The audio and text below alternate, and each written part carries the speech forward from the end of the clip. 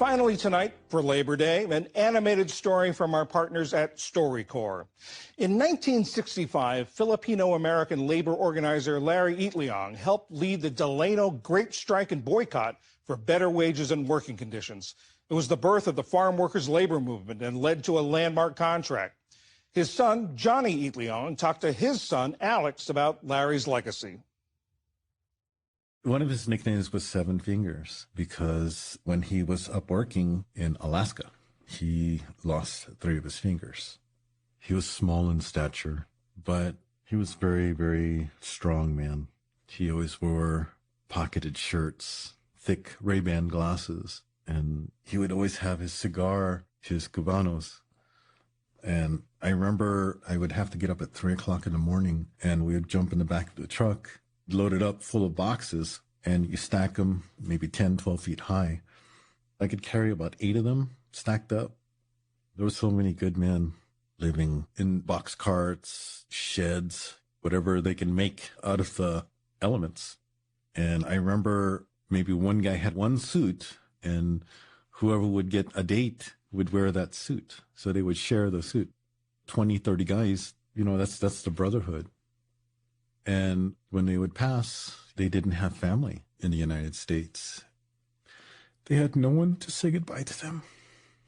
And it was just us, me, my father, my brother. Men who worked the fields. They fed the United States. My father stood up for the people who need help at 5 years old. I remember running around getting the sticks. I would bring sticks to the ones who were nailing the picket signs. I think that was probably like my earliest memory.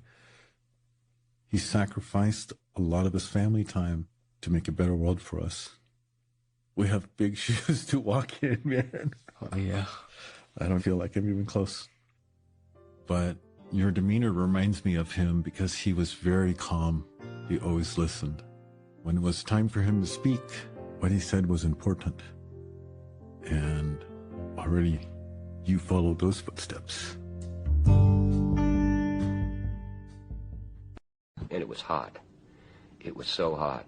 It was like 95, 100 degrees in the shade. The wind never blew. And they say that New Orleans has humidity down there, which kind of cools us off. That's bullshit. It was death heat. Inside the convention center was so stifling hot, people tried to stay outside. Hot as hell, 100-something degrees. It's hot. It was very, very hot at that time. It was 97, 98 degrees. It was hot. The heat radiating off of the highway at night was intensely hot. It's hot as hell. That was the worst summer. I mean, that heat was ridiculous. Man, hot as heck in here. It was beyond Africa heat. If Africa heat was anything like that, like I said before, and I'll say it again, they keep saying go back to Africa. Hell no. So the calendar says September, but irony can be such a flamethrower. If you're outside, you're likely experiencing the hottest weather of the year today, and the heat wave will get worse before it gets better. Maybe it's time to get inside to cool off. But if you work outside in the heat, you probably don't have a choice. So the state of California is trying to make sure that you're safe as the number of hot days like today goes up. KCRW's Kaylee Wells has more. Agora Hills has some of the hottest heat waves in L.A. County, and they feel hottest at the Agora Hills Farmers Market, squarely in the middle of a shadeless parking lot. It's the kind of oppressive burn-your-scalp heat from the sun and the radiating warm-your-shoes heat from the jet-black pavement. Today, the high is hovering around 90 degrees. Not even that bad for a Saturday in the summer. It's really quiet. There are hardly any customers coming through. I'd be tempted to stay in the air conditioning today, too. Hi, how are you? A few who braved the weather are buying drinks from Artie and Tizam. Just one? Two? Okay. He's the founder and owner of Artie's Eats and Sweets, Cash or card? a truck that comes every week to sell fancy burgers and fries, no matter how hot it gets outside. Grills are temping about 380 degrees Fahrenheit. Inside his truck, it's got to be more than 100 degrees because of that grill. He says the air conditioning doesn't even help. I don't even turn the air on at all. So the best is to get the windows open, the back door open, and I have a screen, and then just sort of let air flow. So he keeps a water bottle handy and relies on the strong threshold for pain he says he's built up. But this is part of the food truck game. Yeah. You know, it's survival, and you're working, and you got to make money, and you got to make sure things are getting paid. And sometimes it's not about like, oh, you know, today I don't feel like it, it's too hot. You know, sometimes you got to go. As climate change makes heat waves longer, more frequent, and more intense, he'll test his threshold for pain. But it's not just a test of will and grit. This can be dangerous. But if you're working outside, you're likely to be sweating more, which means releasing more energy. Your body's working a little bit harder. And so your body needs more hydration and more time to be able to cool off. Dr. Kimberly Petrick is a family physician at Kaiser Permanente Santa Monica. She says outdoor workers are one of the higher risk populations who get rushed in to see her with heat-related symptoms like high heart rate, fast breathing, confusion or loss of consciousness that sometimes happens, like people might faint. That's when they tend to come in and seek that care. And those are the kinds of symptoms that show up after kitchen workers or gardeners or warehouse workers push through the initial symptoms like dizziness, cramping, headache, and fatigue. If they don't get medical attention, the result can be fatal.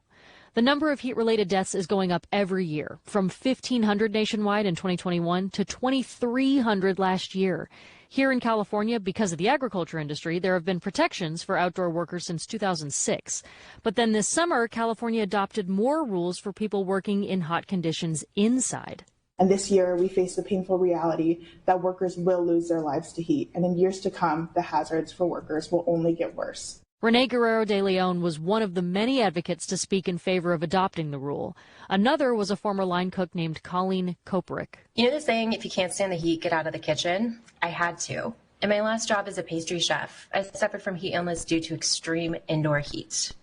I was dry heaving in between taking rounds of pastries out of the oven, and I had to quit, effectively ending my career. So now employers are compelled to allow more breaks on hot days, access to cooler temperatures, and personal equipment like fans. Entazam gets the importance of that. He says he doesn't always take those precautions himself, but makes sure his employees do. I let them go outside, take a little breather. We ordered frappuccinos, iced frappuccinos for them. Yeah, you know, so you do whatever you, I guess, have to do, right? Entazam says he's lived in L.A. for decades, and he knows the stakes of working in the heat. He started this business in October, right as Southern California cooled off for the year, which means this is the first summer that he's putting that built-up heat tolerance to the test. For KCRW, I'm Kaylee Wells. With summer drawing to an end, workers across the country are eyeing their dwindling paid leave balances. Some people, though, don't have to worry about that. Those working for companies offering unlimited paid time off. Here to investigate this growing company perk are Darian Woods and Waylon Wong from The Indicator from Planet Money. Meredith Simmons is a marketing specialist, and one of her first jobs out of college was selling phones and laptops. With no paid time off, she had to squeeze in any trips pretty tightly. I wanted to go to Disneyland with one of my coworkers, and it took weeks for them to build a schedule so we could go. They were closed on Sundays, so we set it up so we had a half day on a Saturday.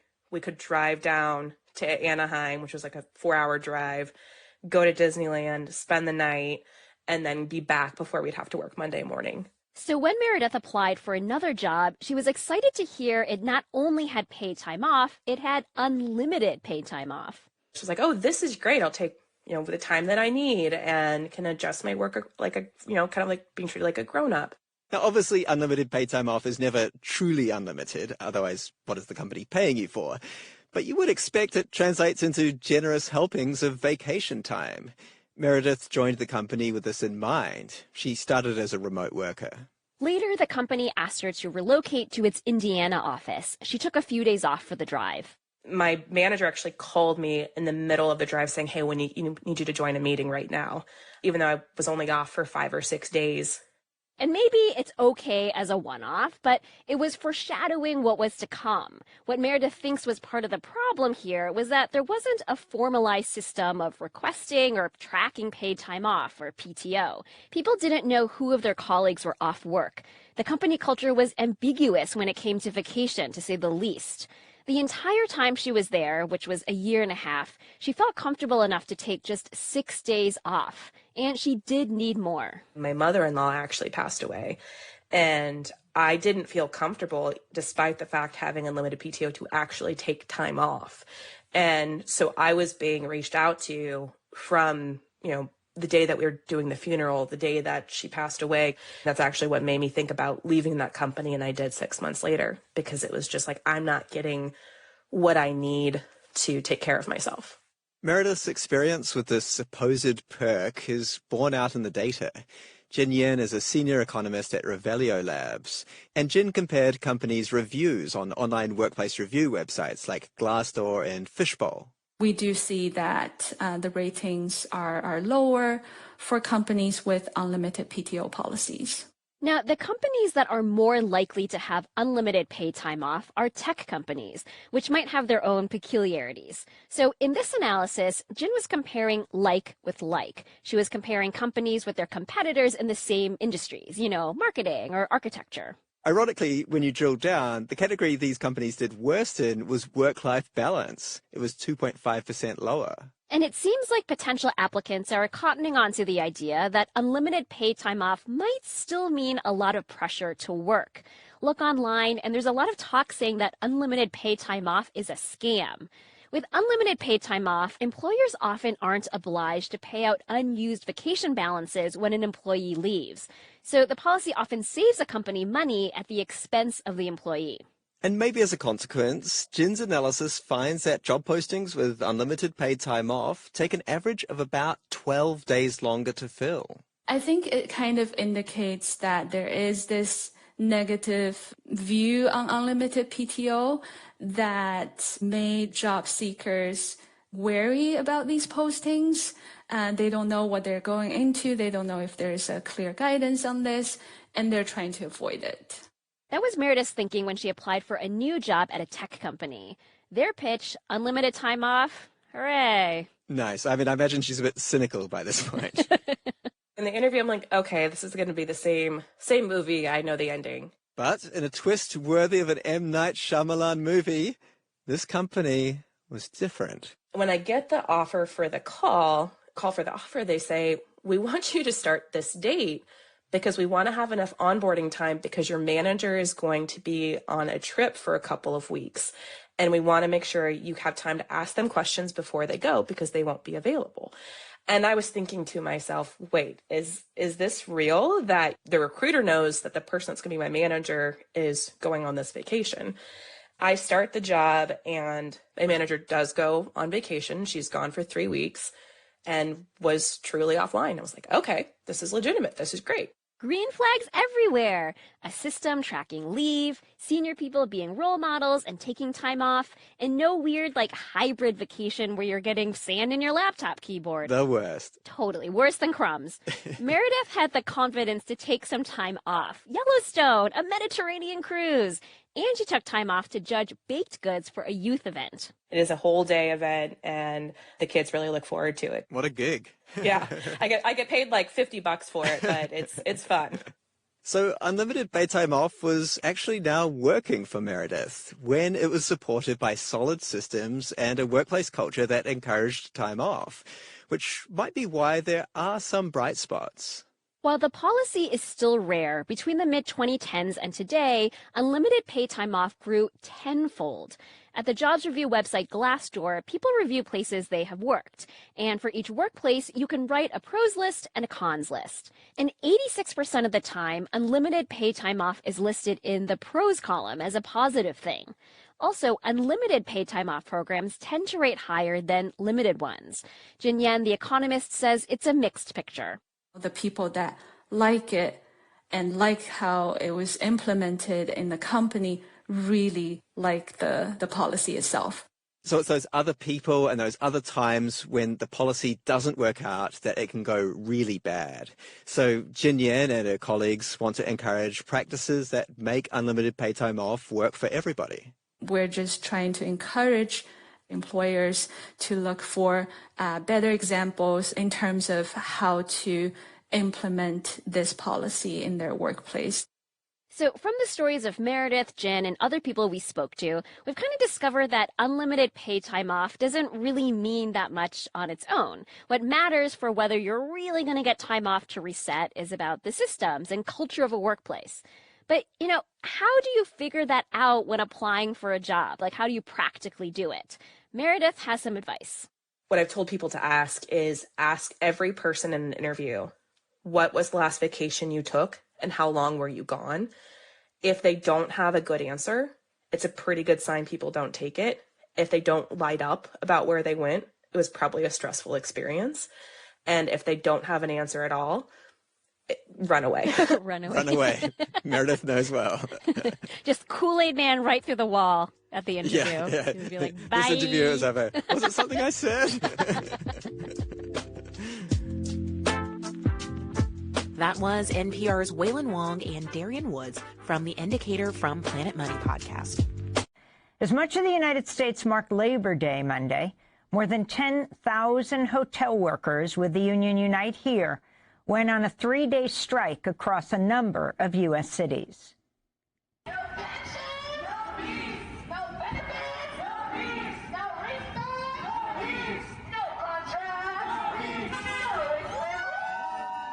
Hotel union workers are fighting for wage increases, better staffing levels, fair workloads, and respect. Today, the third day of the strike, taking place at 25 hotels, part of the Hilton, Hyatt, Marriott, Westin, and Doubletree chains in 9 cities: Baltimore, Boston, San Diego, San Francisco, San Jose, Seattle, Honolulu, Kauai, and Hawaii, and Greenwich, Connecticut, and more.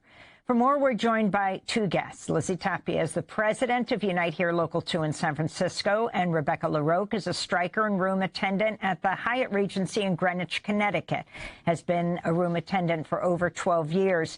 Lizzie Tapia, let's start with you. Explain the strategy here, the cities you've chosen, the hotel chains that you're negotiating with, and what you're demanding. No, we've been in negotiations for months now, and we have not seen the kinds of proposals that our members will, that will meet our members' needs. So we've been on strike. Today is day 3. There are 7 cities that are out today, and it's about 9,500 workers that are out here on day 3. And, we're looking for a contract that meets what we need to be able to survive, especially here in the Bay Area. Cost of living is so high, and we need to see good wage increases in healthcare, retirement plan. And this is also a fight that's really about respect. And so we're hoping that these companies, Hilton, Marriott, and Hyatt, will get the message. And Lizzie Tapia, are these the only hotels currently that Unite Here has expired contracts with, or is there a larger universe of hotels that you've decided not to strike at this point? Yeah, there's definitely a larger universe of hotels, but we've been in bargaining with these quickly for the past couple of months, and so that's where we're at today. And in terms of the differences in pay scales between some of these cities, so for instance, for housekeepers in Boston get $28 an hour, whereas in Baltimore they only get $16.20. Are you trying to create some sort of more rational system across the board nationwide? I would say what is consistent across the board is the need for very significant wage increases. Everyone is struggling, especially coming out of the pandemic, to make ends meet. And that might mean different things in different cities, but what it means across the board is we need big wage increases, meaningful wage increases, where we can actually afford to survive. I want to bring Rebecca LaRoque into the conversation. Can you talk about what you do at the Hyatt Regency in Greenwich, Connecticut? Yes, I'm doing room attendant. And that means explain the work that you do and what do you want to see happen and how do you think the hotel is responding? Okay, like a room attendant, we clean room every day. That's my job. And you said what I'm waiting for, the hotel is going to be attendant? How is the hotel chain, how is the Hyatt responding to the strike outside that you're a part of? Okay, they don't say nothing for now, but hopefully we're waiting for an answer. But I don't say nothing for now. And also, could you talk, a lot of hotels now allow guests to opt out of room cleaning. How has this affected the workload and the conditions of the housekeepers? Okay, for all those housekeepers, we working hard. They give you a lot of room every day. We working hard, and that's why we complain about that. Not only we got a lot of room and you got a lot of job to do, and then we don't pay well. That's why today we are on strike. And Lizzie Tapia, could you talk about this issue of guests being allowed to opt out of room cleaning and what that does to the workers in the union? Yeah, Rebecca is absolutely right. When hotels no longer provide automatic daily room cleaning, it creates a workload issue for room attendants who are, cleaning those rooms. When a room is not cleaned for 3 days or 5 days at a time, it's sticky, it's dusty, it requires double the amount of work to clean. And hotel companies don't then adjust your workload, right? It just means that room attendants, like Rebecca said, go home and they're tired and their bodies hurt, and it's totally unacceptable. And it's also, I think it's sort of creating a new model for guests to just not expect that their room will be clean. So, or not get that as part of what they pay for their room. And so it takes away from the guest and from the worker, who those who are working double as hard, and those who are not working because rooms are not being assigned are at home trying to make ends meet, trying to get a paycheck that they can survive on.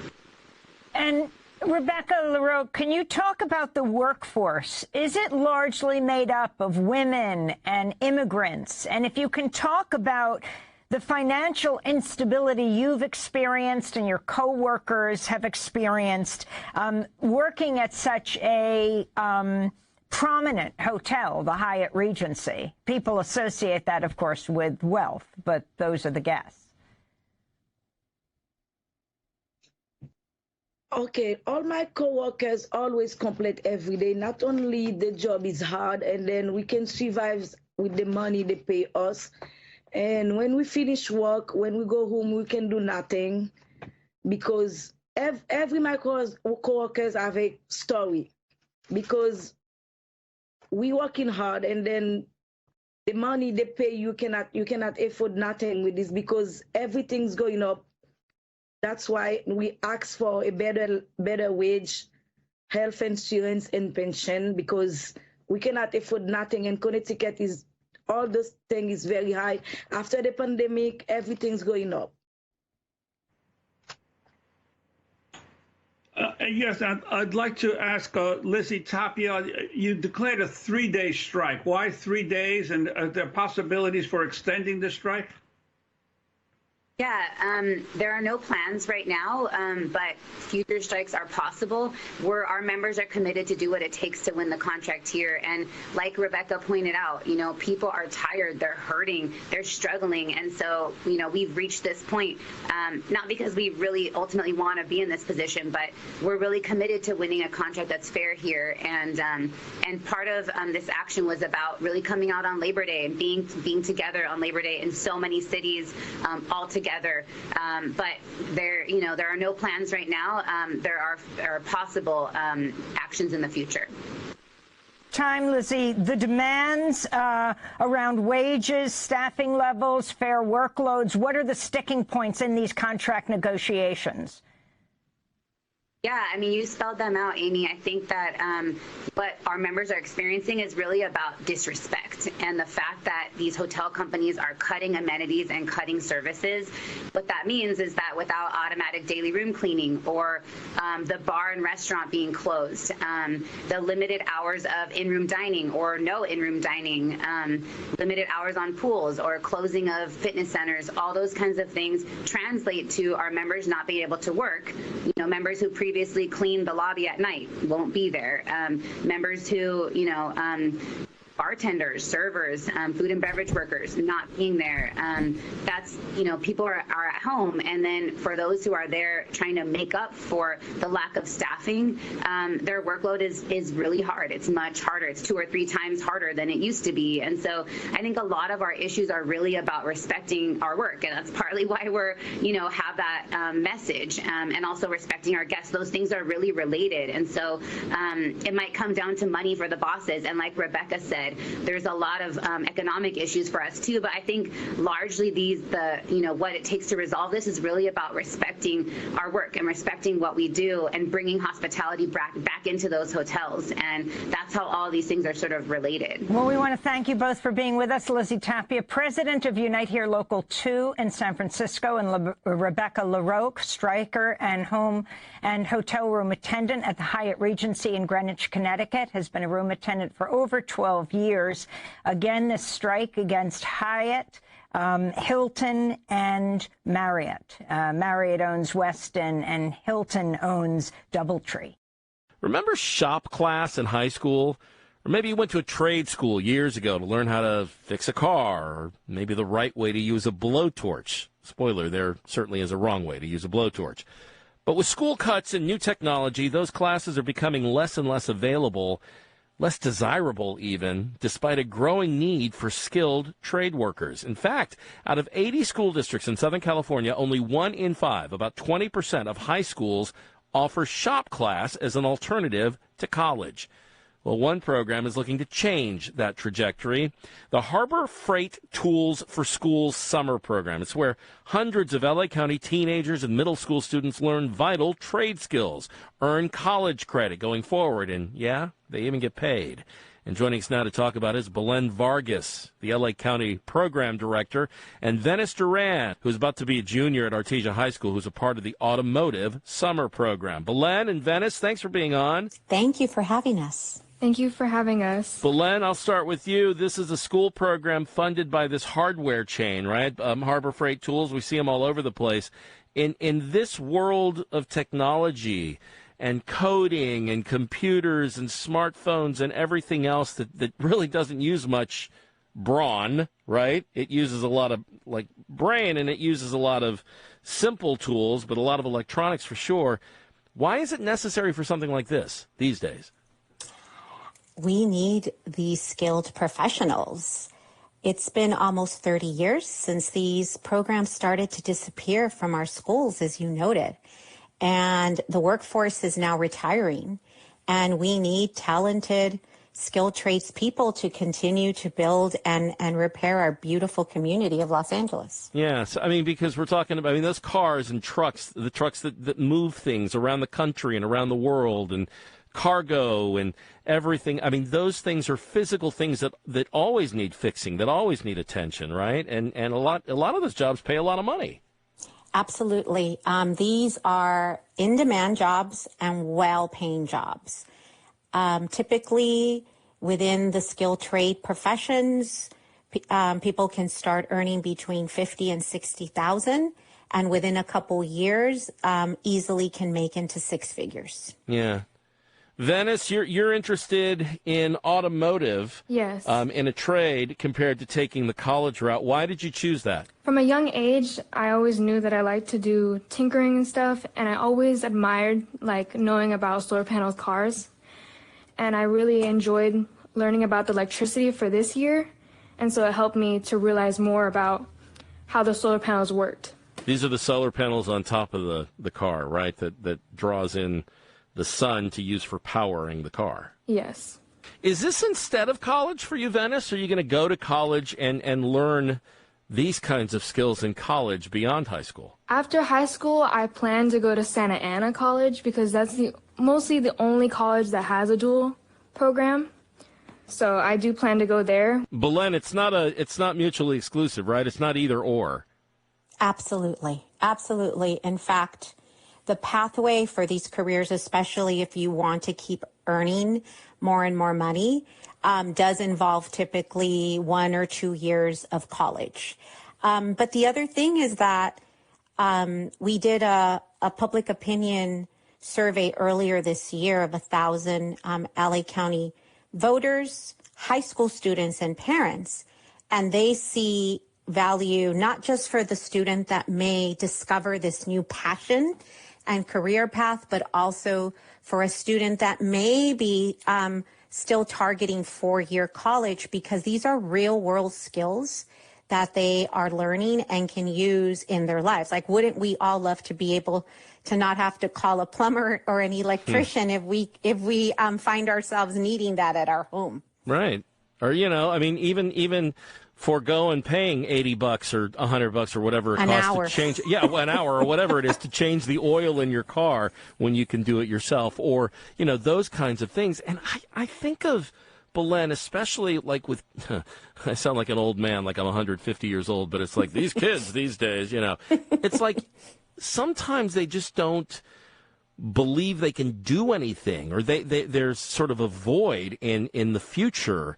And it's like when you get that brain early and say, hey, this is really interesting to me, you can like push them forward. That's exactly right, Steve.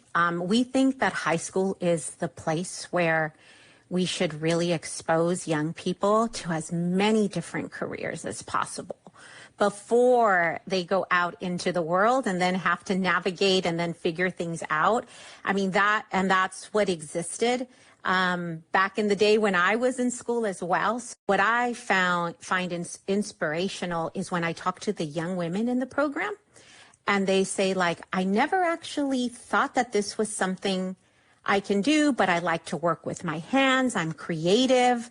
I want to learn, these skills. And then most of them end up falling in love and like find that passion and find that career path, setting them up for success. Yeah, find the things that you're good at, right? And practice Correct. makes perfect in that kind of situation. Venice, when you talk to your classmates about what it is you're doing, what are they saying? Mostly the generation is more like, you're getting your hands dirty, or you really want to do that type of job. You could be doing so many different other things than doing that. But when they tell me about what they want to do as their career, it's like, I'll be making more money than they are. So why would I try doing something that I'd have to go to college for a long time, which I'm not saying is a bad thing, but I just feel that, in my opinion, I'd rather have my hands dirty to know that I actually worked hard to get my money. Belen, how does this get paid for? Is this public education money, or is this all foundation? So the Harbor Freight Tools for Schools program is actually the flagship program of the Smith Foundation. So the Smith Foundation is the private philanthropy of Eric Smith, who is the founder of the Harbor Freight Tool stores we all see in our communities. So this is private foundation funding that has supported the program over the last 4 years. We'll have a link, by the way, at our website on how you can get more information and find out if your school is participating as well. Belen Vargas, L.A. County Program Director at Harbor Freight Tools for Schools. Belen, thanks for joining us. Thank you so much. And thanks for the opportunity. Venice Duran, who's about to be a junior at Artesia. Venice, good luck to you, and happy new school year coming up in just a few weeks. Thank you so much. Federal labor enforcement authorities recover millions of dollars for workers each year from employers who break minimum wage, overtime pay, and other laws. But a significant chunk of that money never makes it to wage theft victims, as KQED's labor correspondent Farida Javla Romero reports. Over the last 3 years, the U.S. Department of Labor has collected $166 million that remain unclaimed by almost 200,000 workers, about 15,000 of them in California. These wage theft victims have up to 3 years to claim the money before it's turned over to the U.S. Treasury. But many don't know compensation is waiting for them. I think the sad part is that, it's workers' hard-earned money. Yvonne Medrano is an attorney with Bed-Sedec Legal Services in L.A. She often represents undocumented immigrants in wage theft cases. Especially in California, right, where, we have reports that say a lot of workers are one paycheck away from being homeless. One paycheck can make a really big difference. The Labor Department targets low-wage industries that rely heavily on transient or immigrant workers, including restaurants, agriculture, and construction. But by the time those cases are resolved, many workers have moved on to other jobs or changed their address or phone number. Also, undocumented immigrants are often afraid of interacting with a federal agency because they worry that could lead to deportation. Alberto Raymond is with the U.S. Department of Labor in San Francisco. We want workers to be paid. They are due that money, and we will work very, very, very hard to get them paid. The agency has a handful of staff across the country dedicated to finding workers and getting them what they're owed. The program called Workers Owed Wages distributed $27 million to about 4,000 workers last year. The department accomplished that with help from community groups and the Mexican consulate. Arturo Saldivar at the consulate in San Francisco says he's tracked down some workers in the U.S., but also in remote towns in Mexico. He says he scours social media and calls current and former co-workers. Jamás ellos habían esperado ese dinero. Saldivar says one set of surprise farm workers told him they had given up on getting their money. They told him that check would come in handy, helping to feed their families for weeks or even months. Saldivar proudly adds that he can reach many workers with his native Spanish and the fact he's not calling from the U.S. Department of Labor. Nuestros connacionales confían en nosotros, en el consulado. They trust us, he says. I think obviously the investigators and the people in the agency would prefer that the money ends up in the hands of the workers.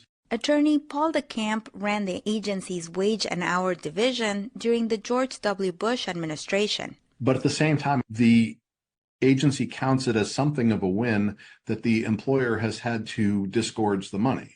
So that's an important step. The employer is not retaining the benefit of the wage violations. If you or someone you know could be owed back wages, the U.S. Department of Labor says don't wait. Head online to the Workers Owed Wages website. For the California Report, I'm Farida Jabala Romero. Workers Owed Wages website.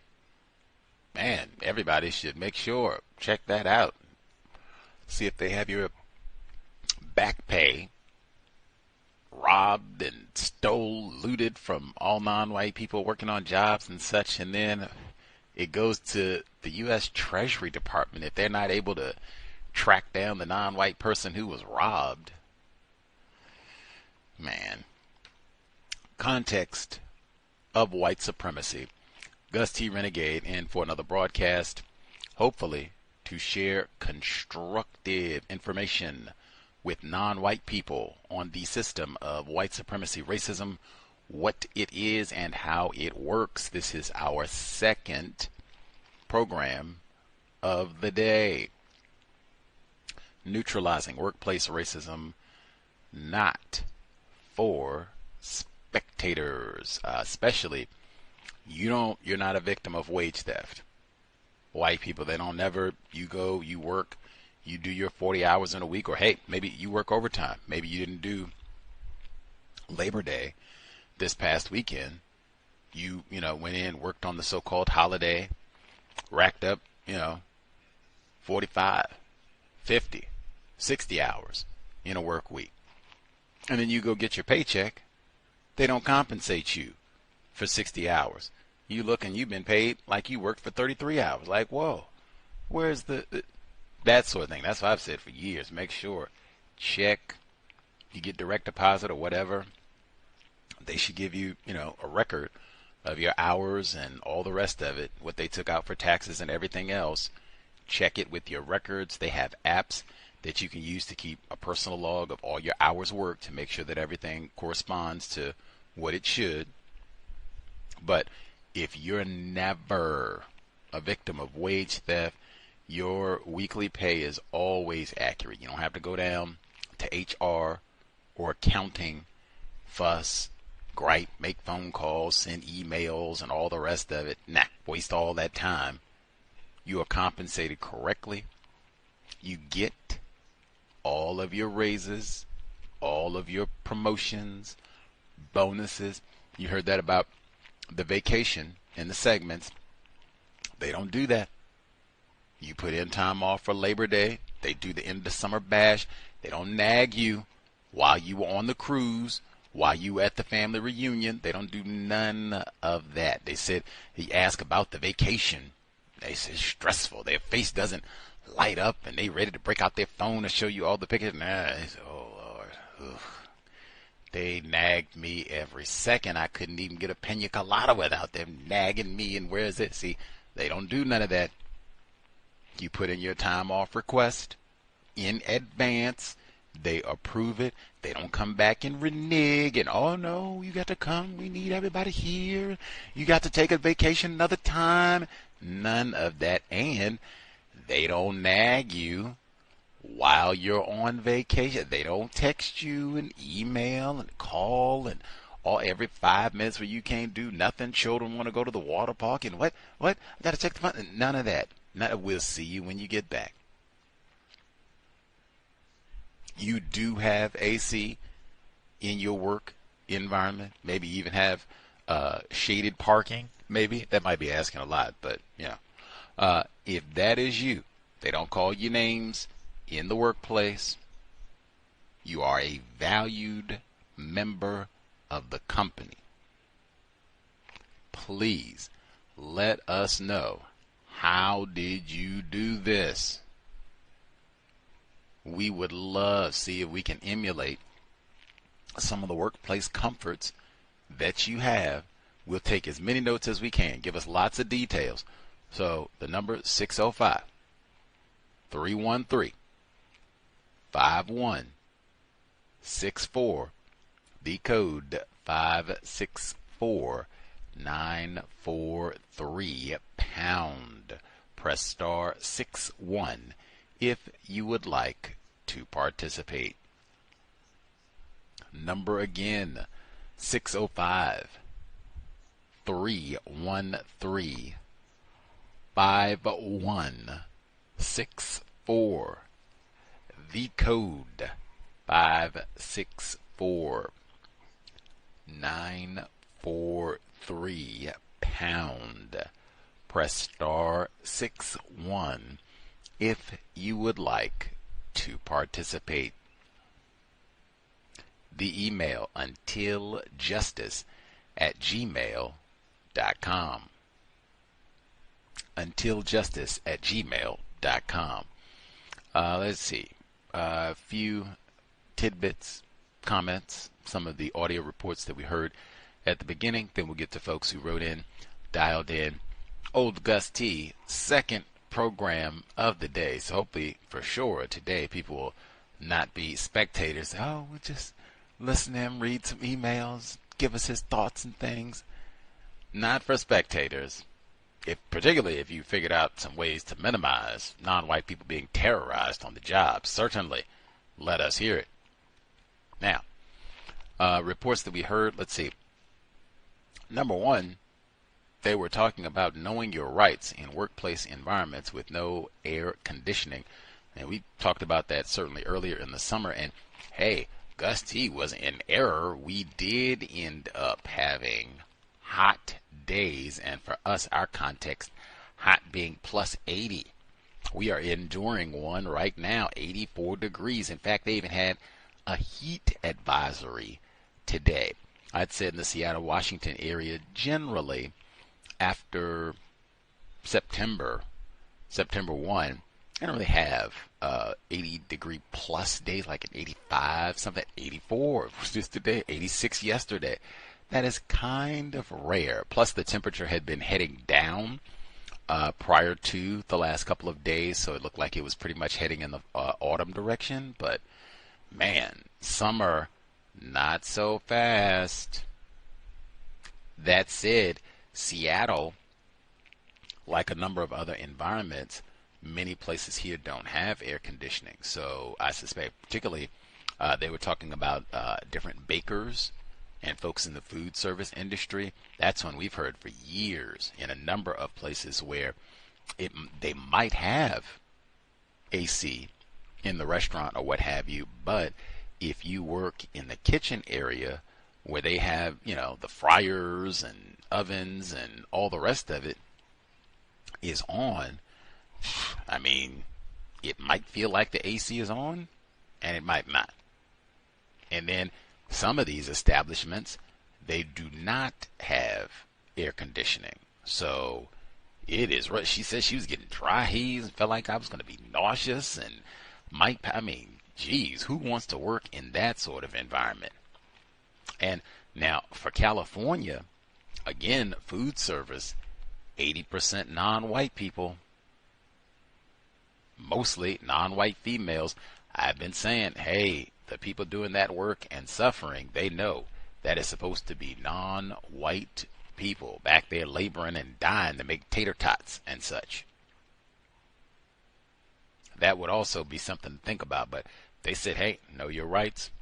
If you need a break, see if they can get air conditioning. I don't know if that's a right to get, they said to get frozen Frappuccino. I don't know if that'll be a right, but hey, I said ice water at minimum. They should be able to do that. Now, hey, if they can get smoothies for everybody, I don't need all that sugar and high fructose corn syrup, but hey, you certainly can get iced tea, iced yerba mate. I would love that. Smoothies, all the rest of it, I would love that. Cold watermelon, get our electrolytes up. Love it. All of that. Breaks, extra breaks and such, especially the hotter times of the day. All of that. And that's one, speak up. Like, now, Seattle would be a perfect illustration because I've said we normally, hey, the average temperature in August is below 80 degrees. So it's kind of strange to have a day in September, much less back-to-back, that are 85 plus.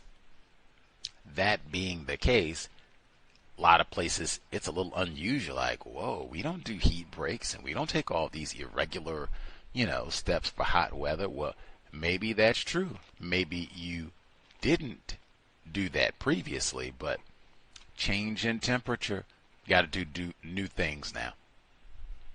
Very important because they've had lots of people being impacted. You heard it in the audio segment. Might be you. Take your health seriously in the workplace and check regulations because sometimes they'll have updates in the newspaper and what have you about different standards to make sure that workers remain safe during these hot conditions, especially if you have to work outside too.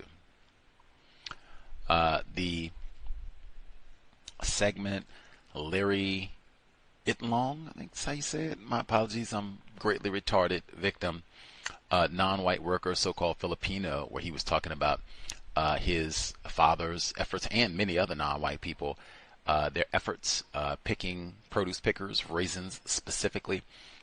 It reminded me, or produce picking specifically, it reminded me Palo Alto, the book that we talked about earlier this year, Malcolm Harris, where he talked about the Raisin Clan, where they had all these non-white people in California specifically, and they were, same thing, trying to organize, get better work conditions, better pay, and all the rest of it. And they would organize race soldiers, go and terrorize them so they could get all the raisins, cranberries picked cheaply as possible. Slave, type labor. Let's see. The report on endless vacation. Now, I found that fascinating for a number of reasons. We've talked about that. We've had a number of folks, and this was a while back, people were on jobs, non-white people, and saying they had jobs that had endless vacation, no limit, number of days that you could take off. The catch to it was you could do this, but if you take, let's say, like 11 days off or something like that, or something more, you're going to get in trouble, or you're not going to get a promotion, or maybe you don't get your end of the year raise. You're not thought of as management material because you took all those days off. So it's like, yes, you do have endless vacation, but you can't really use it. Some people, it almost sounded like you can't use any of it, even though you do, wink, wink, have endless vacation, technically speaking. That sort of thing. So I thought that was interesting for a number of reasons. Even them talking about, I guess, the shift, where I guess that is preferable if it's implemented in a manner where they don't harass you during the time where you do actually take the break. They don't, mock you about it and all the rest upon your return, that you can take that time off, enjoy, come back, you see other people take time off, people enjoy that, great. I thought it was important, they said that you should ask when you go to a new job interview, ask about vacation policy and ask, when did you last take a vacation? Ask, where did you go? How was your vacation trip? And see how they respond. If they don't remember, if they can't give you a time, maybe that's already saying a lot about, uh-oh, they don't take vacation. Because if they don't take vacations, they're going to have the same expectations for you, or at minimum, they'll probably be looking at you funny. Like, vacation? You taking a vacation? I haven't even taken a vacation. You mean you taking a vacation? That sort of thing. But I would have never thought of that. Like, wow, when was your last vacation? Where would you go? How was it? And just see how they respond. If they, haven't taken one, didn't take one, or even their face doesn't light up. Big smile with all those memories. That doesn't happen. Why not? They texted me every 5 seconds and email. Do you know when? Did you put this in the file? Do you have the number? When are you coming? Wish I hadn't even gone. I knew they were going to nag me to death. That sort of thing. See, I would not have thought to ask about that, but that brilliant. And ask, because if that's going to be a part of the poll, how they lie and trick you into the job. Say, hey, Leroy, come on and work here. We endless vacation, but then you get there and then you can't take it. Or you take it and they nag and pester you the whole time. That's not really like having endless vacation. And even ask other workers. If you're new, ask, oh, wow, how long you been here? Oh, great, you must have lots of, PTO time. When was the last time you took, vacation? Where'd you go? And just see, you got somebody that's been working there 5, 10 years, and they haven't taken a vacation in a minute. Let's see. The strike that's going on right now, so-called Labor Day, just passed, and they've got lots of hotel workers who are on strike, better work conditions. A lot of the folks who are doing the hotel work are non-white as well. And they were talking about all of the abuse in their work conditions and even the impact of allowing guests to opt out of service and how that can create a backlog, I guess you might say, of work where a room isn't cleaned for a week. And now we have to go in and compensate for all of that and clean up all this extra dirt and filth and trash and everything else. And that impacts our work day, because now Monday is a monster. That's, got to spend 5 hours in one room alone and then, go around and do all the rest of the tidying up. I hadn't really pondered that. I think some of that has changed from COVID-19. They use the term respect, and this is, their labor negotiations and all that serious talk. They use the term respect, the non-white workers, who was talking to my BFF, Amy Goodman. Victims Guarantee Qualified. My recommendation, especially for the workplace, we are not seeking respect.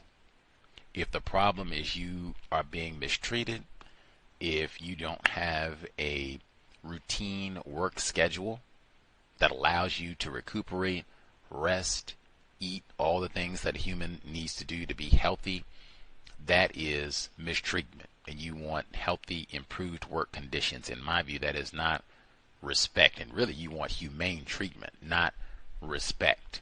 I think that's very important, really, in all contexts, but especially in a workplace, because that's not being treated with disrespect. That's being treated that's being mistreated and inhumane work conditions. Very important, just the verbiage. Once again, I think frequently, or we talked about that today. This is program 2 of 2. Talked about that with Professor Gilmore, skillful use of words to lie. If I'm being mistreated, just say that it's mistreated. They make it sound like you're just being, disrespectful. Again, almost like I'm just a little child. I got a little gripe. I got a grievance. You all are being insensitive. See, that type of a thing. As opposed to white people are practicing white supremacy, racism. Very different way of processing. Words are important. They had the segment about the young people in school and if they get access to these different trade programs. We've been having a lot of different segments talking about that of late. It seems in some of these programs they can actually make money as well. Man, now we've had so many segments where they've been talking about many students in high school, like they don't talk about what the path is for children who are not going to college. They are just, 4-year degree and got to take the SAT and the ACT and all the rest of it. How many visits? Not, hey, you get a trade. Got to have somebody who can work on air conditioning repair. Drones are not taking that job in the next 5 years, I don't think. Very important, saying that's not talked about. So the people that are going to pursue that, so that they know that, oh yeah, you can do great, make a lot of money, and probably in much quicker time without picking up all that debt, loans and such for people that are going to go to a 4-year institution or whatever it is. Make sure you, as a non-white attempted parent, are talking to your child about all this, especially if they are not interested in pursuing that more traditional route and doing all this at the academy and what have you. There are lots of other opportunities. That's why we were talking about getting that employee occupational outlook handbook, so that you can see wealth of opportunities. And you don't have to. It's not saying don't go to school, not saying don't go to college, just saying there are a wealth of options that you can look at, especially if you're a young person and so much is changing with technology. Be aware so that you can make more choices, and you can even make changes as your career and interests develop. Let's see.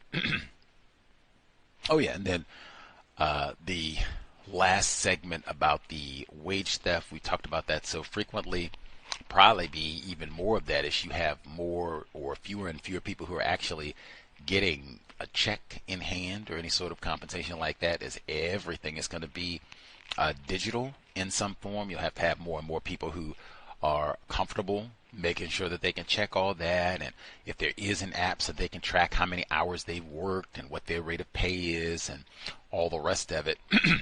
But it sounds like that would be a lot of non-white people who would miss out on that pay, and then hope that they put the time and energy to track you down and figure out, like, oh, okay, Leroy's here, or Leroy Gomez hopped the border and is now down here, and we got to get them their money back. Man, white people come up with more creative ways of stealing our nickels and then turn around and call us lazy and all the rest of it. Get every nickel. I'm such a big advocate of that. Get every penny. They owe us so much more than all the robbing and raping and pillaging that has gone on. But every penny that you earn, take it all. Do not leave anything. Super important. Okaldokals. Let's see. Number again. 605-313-5164. The code 564943 pound. Press star 61 if you would like to participate. The email untiljustice@gmail.com. We'll check in. Do we have any of the folks with the endless vacation where they were doing that scam, I'll call it? They say, oh yeah, endless vacation, yeah, but you can't take endless vacation days. And let's see, as we go, did you take a vacation? We'll check in with people as they share. Have you been able to take a vacation? Or they kind of browbeat, like, vacation? What do you mean you're taking a vacation? Really?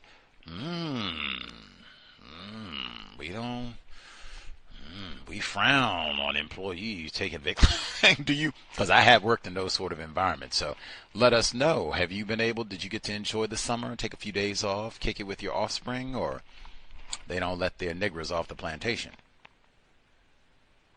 Let us see. Folks who dialed in with a hand up should be with us. Hi, Gus. Good evening. May I be heard? Yes, ma'am. So I just tuned in, and I heard you speaking about vacation. We do have vacation, but for me, I pretty much, when I do take it, it's usually like a staycation, pretty much. But I have noticed in the workplace, a lot of times the white supremacists, if you take your vacation and let's say you go somewhere nice, you can't really discuss that in the workplace. We can't, at least, because then it brings up the old thing where they're saying, oh well, if that negra can go on a cruise, then we're paying them too much. So I've always kind of been taught by other people that if you do go on a excursion, it's best to keep that information to yourself. I also wanted to comment on what you were saying about the endless vacation that you have, and the caveat or the trick with that, like you said, is so a lot of times they're resistant to let you have that time off. But not only that, I don't know if you mentioned or any of the other callers did, if you were to get terminated or fired or you quit or whatever, if you have this endless vacation, you don't get paid back any of your unused vacation days. So that's kind of a trick, whereas when you have a actual number of time, vacation time, you get fired, you'll get usually you'll get that paid back to you. Whereas when you have these arrangements, there's no number on it, so if you get let go, you don't get anything back. I wanted to speak on that, and then I just also wanted to kind of continue to update you as I can. I don't want to do it, weekly, but I said as new things develop, I'll call in and kind of update them. So they did fulfill the open records request where I asked for the 2024 or the most current compensation plan. However, what they gave me was basically the plan for last year, where none of the information changed. They just put the current date on it. And I knew that because I had before saved a copy of the previous comp plan, because I'm always very suspicious of, what they will do. And so I got it. Once they fulfilled my request, I kind of compared and said, wait a second, this is the same exact thing that they sent. This is what it was last year. And surely the plan updates on a yearly basis. I brought that to their attention in a professional way. And they basically just said, oh, this is, what Human Resources provided us. So that tells me there's some very much unjust things going on. I also was able to join a union. I didn't know we had one, although I'm in a at-will state, so everything is, collective bargaining I don't think is allowed in my state. But when I did the math on how many days, it was since I met HR, I think we had, I believe it's 10 or 15 days to file a grievance. And, my union kind of gave me the paperwork and able me to, file that grievance because, as I told you, my boss, who was kind of holding it over my head, he wanted to, hey, let's do this, informal meeting. It's informal. So, I don't expect to get my money going through this additional grievance process, but for me, I'm at least creating a paper trail. And had I not been paying attention to my dates, I would have got to the point where I would not be able to file a grievance. And as I said, I submitted it in a way that was very, professional. It's just, inquiring about, my compensation for my so-called promotion. I did meet with the HR gentleman earlier this week, and he, informed me, the purpose of the meeting was to just kind of discuss or get clarification on what my requests were. And then my now understanding is that the clock starts and they have 10 business days to provide, an answer. And if you're not satisfied, you can always, I believe there is a total of 3 grievances or 3 levels you can go to. So right now I'm at 1. Again, I don't have any real hope of, getting my compensation or, trying to figure out how they're going to try to explain it, because I feel it's going to be I'm white and I say so pretty much on, this is why you're not getting your extra nickels, but, it creates a paper trail, and where, at least it looks like, I did intend to work it out through the system. In the instance, let's say I want to, pursue further and go, file it with the EEOC.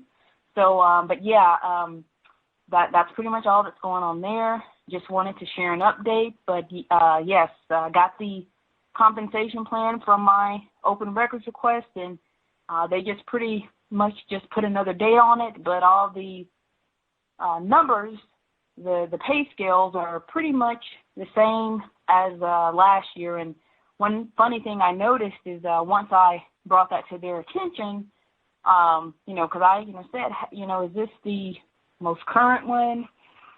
They said, well, this is what HR provided us. And then all of a sudden I noticed they had completely removed the previous year's compensation from the website. So it is no longer active anymore, but luckily I have a copy already saved. That is just my new update for this week, and I will mute my line.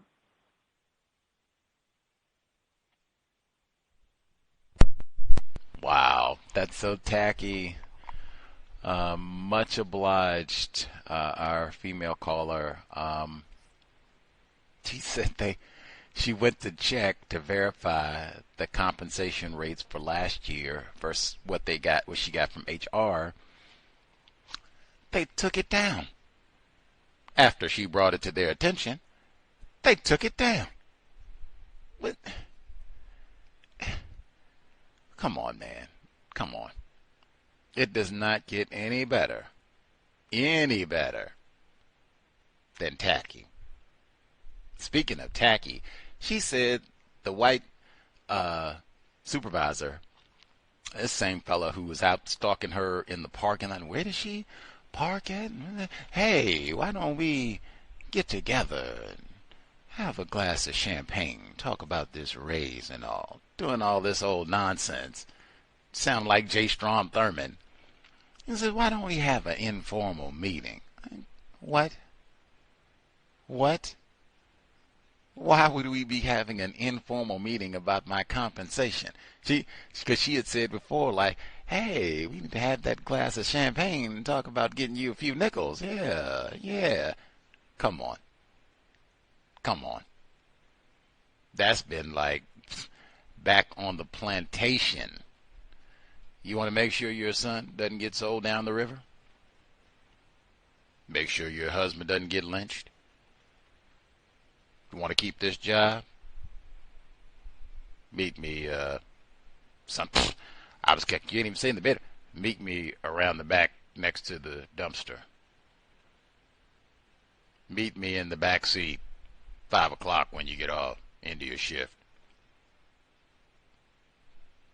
J. Strom Thurmond, so I said that's been the whole duration of white supremacy. Mentioned Delado Equiano this morning. What you mention him for?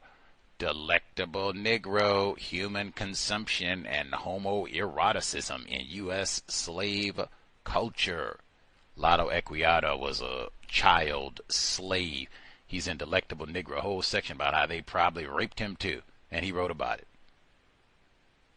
Whole history of the plantation. So, no, I'm not doing nothing informal. about my paycheck. Tacky white people. Documentation, I can't emphasize enough. Documentation. Document everything. I document when he's lurking. White man, hey, let's go get dinner. Talk about feelings, pay scales, yeah. Where'd you park yesterday? All of that. Leaving the notes on the desk, you document. Then, can I get documentation for the pay scale? 2024 fiscal year. Uh-oh.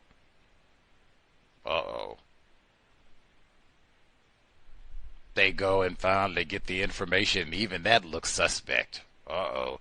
Then she comes back and asks questions about that. Are you sure this is the most current? And even she said, she noted it. She asked question lane. Brilliant. She went in and said, and she didn't go in. Look at here. You don't lie to me. Who do you think you are? You don't treat me like I'm some average nigger. She didn't do all that. Calm. Professional. Composed. Is this the most current information? That's what they provided.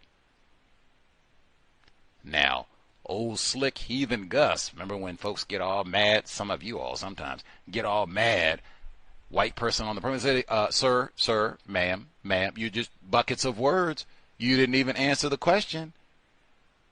Is this the most current information? I didn't ask. Is this what they gave you? Is this current? Because the way they answered it sounded like they well, yeah, I know that's not current, but that's what they gave us. See there. Slick, man. Slick, man. Woo! And then the slick on top of slick. Once, this nigga woman. Oh, I hate her. Look at, take it down. She gonna ask all that. Fine, take it down. Now we go to look on the web and don't even have it. Like, what? She even said, it seemed like there could be some unjust networking. Yes, it does. Document. Went to check the website after meeting and asking if this was current. Website no longer works. Information removed. She already said, I had already saved it. Brilliant. I would encourage everyone, you should make that a part of your code. Any pertinent information that you're concerned might get their homies in IT, take that down, delete that, change that. We even had other folks in the workplace have reported they put information online and they go in and change something, take it out of the calendar, what have you. Save your own copies. If it's something that's online or what have you, you can take screenshots, and you can even save and make PDF files. If it's a web page or something else, you can save all of that information so that you have it in your records, and then you can have an actual date and time and add that to the file that this information was available online, and then mysteriously it vanished. And that's not an accusation against anybody, not a charge, just a statement of fact. The information vanished. If I can add, during my grievance, because I know you always recommend what I've listened. You say you want to make a report, but unfortunately, where I work, it's considered it's a grievance. But as I said, I in my meeting with this representative, I had both the previous fiscal year pay scale, and then I had what they currently sent me. And I know Gus, the HR guy, was kind of like, he seems like he's very young, but I had the documentation right there that basically what they sent me was just a exact, duplicate. But, again, I followed, and I've always remained, professional. And even in my written grievance, it has, the dates and times of, what was going on, what's been, promised, why, it's, as I said, very professional. And I put in my documentation, that the intention of it is to be accusatory, but to just fact find and kind of determine, what has happened. And maybe that is a little bit too passive, but I try to make sure I word it so in the future that it's not seen as being, confrontational. So I don't know how you, feel about that terminology and fact finding, but I think that the process hasn't been transparent, and it's been a bunch of lies. So hopefully, as I said, hopefully it goes well. If not, again, it's documentation, it's a paper trail, and it can at least show that I did try to resolve the issue, with the company without going straight to the EEOC. And then again, I may not even have a claim, as we're just still kind of, I guess waiting right now. But I don't have high hopes that it's going to be favorable. But, as you mentioned, I went into the job with the highest hopes, best intentions, doing, everything I was supposed to do, and, still found myself in this situation. So no matter what I really did or didn't do, it was going to go the way it was going to go. So I'll mute my line. I just wanted to add that. For sure.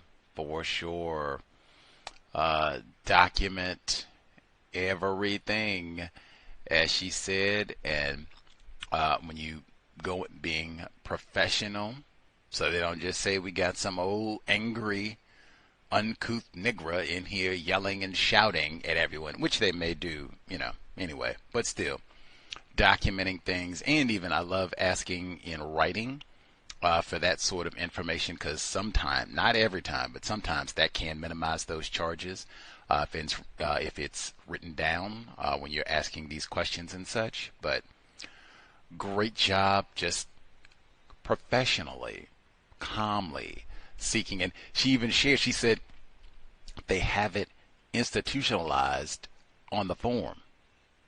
Grievance. Saying even the definition for grievance, a real or imagined wrong or other cause for complaint or protest, especially unfair treatment. Mr. Fuller said they did the same thing on his job. They had the for the form where you would go to try to seek redress for all of this, grievance. he said he would light a rhyme through that and just write report instead of grievance. I don't have a grievance, a gripe, none of that. I'm just, man, really it's an inquiry, and particularly for you, this is an inquiry, and a serious one at that. Where's the pay scale information? Just trying to understand. And then vanishing from the site and all of that. Grievance, yeah. So slick with words. And being in a learning mode. She's putting in all this time and energy, meeting resistance too, trying to get information about the compensation. She said she joined the union. She didn't even know that they had a union in the workplace. Now what the world? She'd been at the same job long enough to have white men out plotting and jotting down her parking place and all the rest of it and scheming. In fact, she was ready to quit. She told us I was ready to quit, and then they said, well, wait a minute, whoa, we want you to stay, we'll pay you, and all the rest, we'll work it out so you can leave, blah, blah, blah. All of that, and I'm just now finding out, oh, they got a union? Oh, let me join that too. Maybe they can help me get some of this information, get my nickels and such. How in the world is that not information they don't tell you on day one? Maybe even before day one. That should be part of the, we got endless vacation days and union that'll make sure that you use your vacation and fight for all of your resources and all the rest of it. And I've heard that from a number of other non-white people where it'll be all kinds of constructive goodies, things that would be useful to you. They don't let the keep quiet. All the things that might even just be other non-white people or other people, period, other employees. They might have that current compensation form, but you don't know them because you're not in the union. That's why I say too, like, never talk about things that are not related to the job. Like, I did not come here, oh man, college football, see, none of that. Caitlin Clark, and ooh, none of that. What you do, vacation for Labor Day, none of that. I'm ignorant about so much as it relates to the job. Let's just stay right here, because I got questions. See if I can get some information so I can figure out how to get a raise. Maybe I can figure out how to get some work from home days. All kinds of things. I can get me a better parking place. Maybe, we got a union? Oh my God, man, it's so much that is constructive that I need to know that will help me in my job here and hopefully my career at large. I do not have no time to be sitting up here talking to you about foolishness. Boy, them Kansas City Chiefs, you think they're going to do it? Come on. Let's see.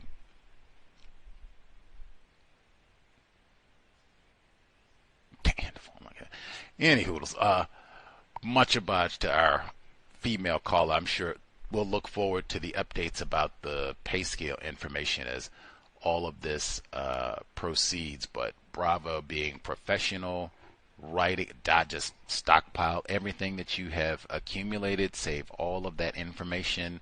Who knows where things go, particularly if it's been some scheming and conniving going on to steal your nickels, might be another form of wage theft. Who knows? Save all the information. We'll see what happens. Let's see. Bay Area Mom should be with us as well. *61 for other folks who dialed in with the hand up. If you'll have commentary, observations, vacation stories, I guess, to share, proceed. Can I be heard? Yes, ma'am. Thank you for taking my call. Greetings to you all. Vacation. I've never had a slew of vacation, a lot of vacation. I have had decent. Well, I remember one great job that I had. It was a .com. Some guy from Stanford created this internet company that paid you to search the internet. So I lived my best life there, and I was able to take cruises and take off, and it was great. So that was and I was like 20. How was that, baby? 23. So that was 24 years ago. So that was a long time ago. So since then, no. And then working through the agencies, you don't get vacation. So just that kind of stuff. So no, I haven't had the luxury. But I have friends that work for government, that county, the welfare office and stuff. And it's tricky with they have to just take off. So if they try to schedule their vacation, it's like first come, first serve for the date. And if somebody already has it, you may not be able to get it. And so my friend, she'll just call off, take what they call it, LWAP, whatever. And so she'll just do that. So there's not for me or anyone that I know. Workplace racism for me. So I chime in around 6 because at the time I'm free from the plantation. So I missed the commentary. But I wanted to do a part 2 for the young man who I said was aggressive and the young man that we keep in the room. The young man that I said was aggressive, so come Tuesday, because there was no school Monday, so come Tuesday, I stand outside to meet the young man in the room so I can see kids coming and going. So the young man, the aggressive young man, was coming with his mom. So she's like, okay, I'm going to talk to you. I got to get him in line. I'm like, okay. So I wasn't anticipating home. But, so I guess she thought about everything I said over the weekend.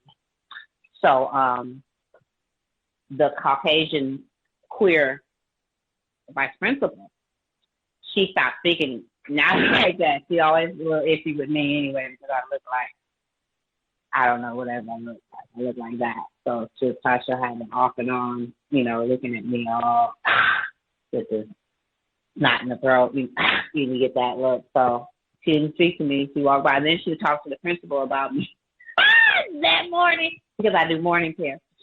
So then I go outside and then, you see the test. So the principal's outside with me, the actual leader of the school. He's outside with me. So we're outside. He's outside with me. And the boy's mom walked back by. So he's very close to us.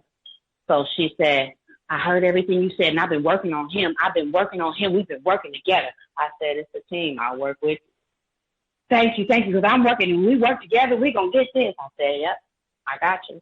So since that moment, I take a little more effort to make sure he's not in trouble. I don't put him in trouble, but there's other adults that put, their patience is a little different than mine. And they're always in trouble. I give chances for redos. Especially with second grade. I don't know what. And then all this sitting down, being quiet. It's a lot because this all day. The kids' school starts at 8:15. So you want quiet boys on. You want everybody quiet all day. At recess, I think they took away some of their recess. So the recess is only 20 minutes.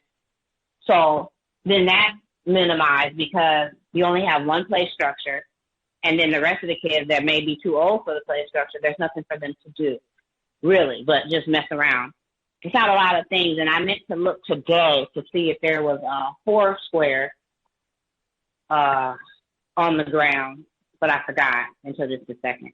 And hopscotch, that's what I meant to look to see, because if it's not, I'm going to write that down, to look. If it's not, then I'm going to request that be added on the playground, just to see if they can't, what are they going to do, fire me? I don't care, because I'm through agency, I would know exactly.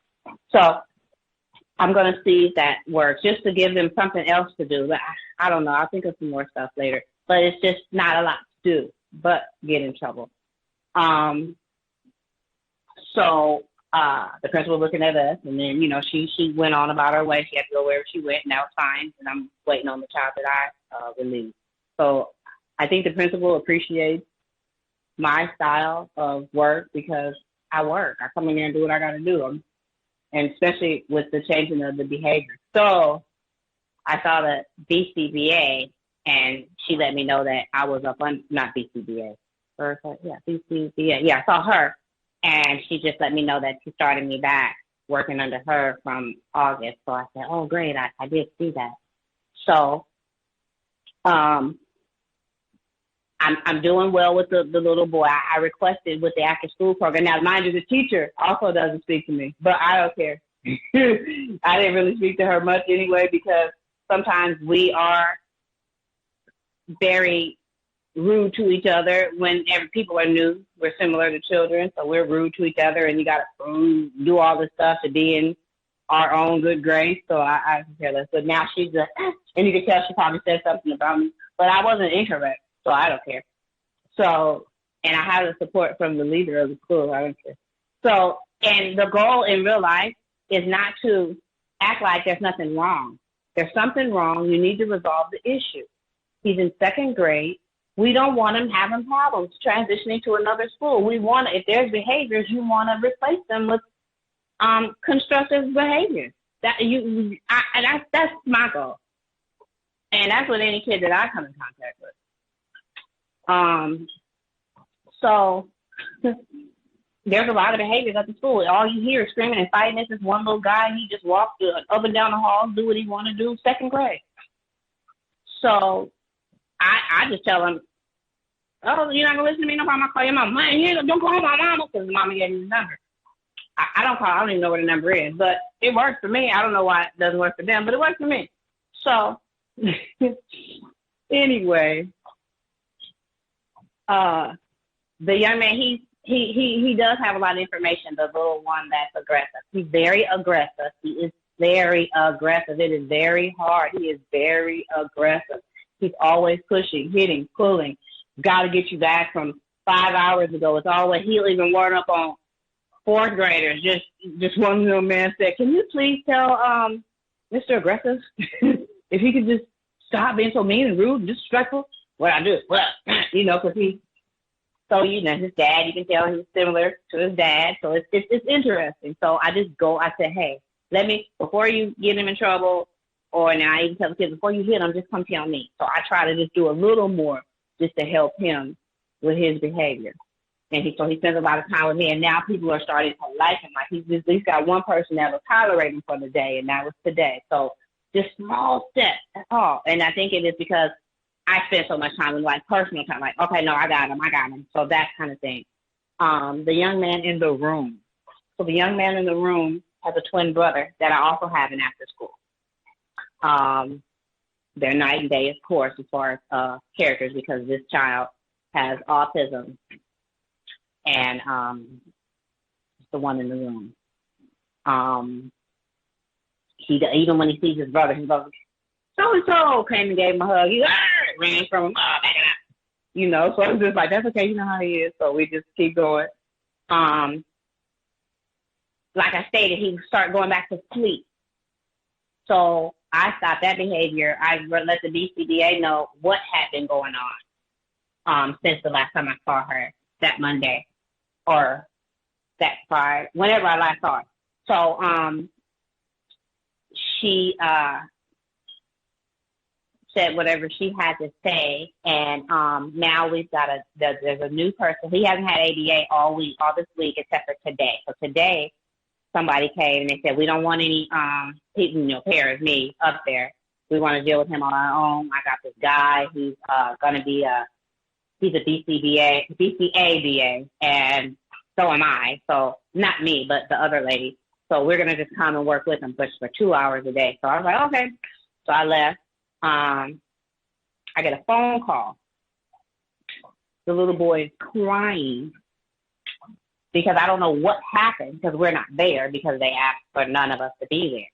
But now he's crying. Now, these people are white that are visiting with him. And I don't know what they had that he could have wanted that he took away. But for me or no one else to be there, you can't see what it is. So, no one can go purchase this thing that they're using to get him to do whatever it is they need him to do. I don't know what it is, or I don't know what happened. But something happened because he was totally crying. And when I got up there just to get my backpack and switch, come get this little girl from upstairs, because we switched from that room. And he's in there crying. I'm like, well, what's going on? And so the Spanish lady's like, I don't know. He's up there. I think he's sad because they're leaving. I'm like, why did he say you don't know these people? So I was like, okay, well, bye. So I leave to go do what I have to do. So then I get a phone call. And they're just like, well, something's wrong, because he's calm now, but something happened. They're trying to make it seem like he's crying because he's sad that they left, but that's not the case. That's not the case. So this is what I'm being told on the phone. So I said, okay. So the head of the case manager said she was texting them right now, whomever these people that just left, because you can't come and do that. You can't come and whatever you're doing to him to where he's bawling, crying when you're leaving, and he has to still go home. So I don't know what happened. I don't know how it'll change later. I am going to tell the BCBA on Monday, and that's only because now I report to her, so I have to share. So we'll just see, and then we work with him our way in the school. She's especially trying to just getting him not to sleep. So I was able to. There was no sleep, and I think maybe the other day he was asleep. It's easy for other people to watch him sleep because they don't have to deal with him. I am not. I'm not. So it's been a little shift change, because sometimes I had to do other things, because if someone calls off, you got to kind of, you're floating around a lot, and I don't really mind. So I just Do what? Oh, okay. When? Okay, just write it down so I know where to go because I don't care because I get paid regardless. So, it I didn't. He didn't go to sleep. Maybe one time he was laying under the table or something. I was like, get up. No, we're not going to sleep. Come on. Why y'all let him sleep or whatever he's doing? Or they'll give him the iPad and he's just on that, so you don't have to deal with him. But me, okay, you can have the iPad or whatever you want, but first you got to do what's on your schedule. Knock this stuff out in here until the next thing here, and then until the next thing. It doesn't have to, but I don't know. I deal, and then with this para stuff. So because I'm new to this para stuff, I'm dealing with things as a behavior therapist versus a parent educator. So my whole everything is so different. I even had to go to someone else's class, a kindergarten class that I've never been in, and sit with this one little girl that definitely has behaviors. And then they have these children with these behavior issues, and you expect them to just sit with spoon in your bowl. I'm like, what's spoon in your bowl? What are you doing? How you doing? Some guy in the class, black guy, that did 0 in TK, because I heard about him. And he did nothing for TK last year, so now he's in kindergarten. I said, oh, so these are your old friends. Some of them, yeah. So they don't respect him or listen to him. He's just there.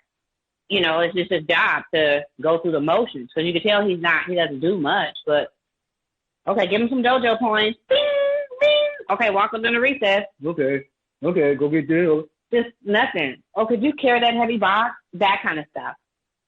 So, it was interesting. So you just get to see how I work.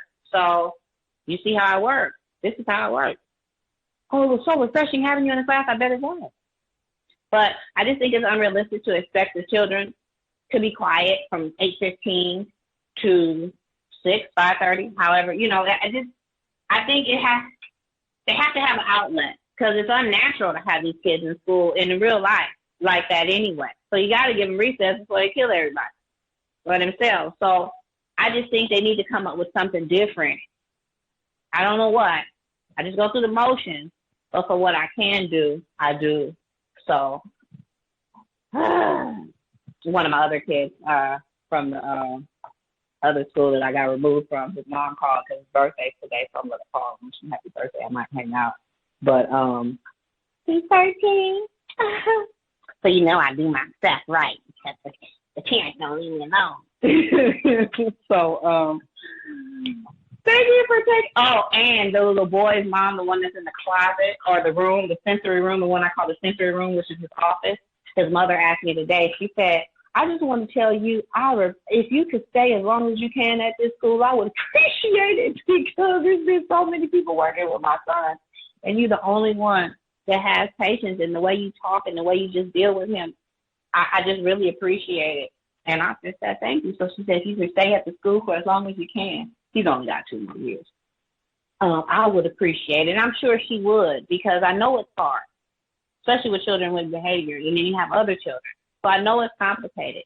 So thank you for taking my call. And I'll mute myself.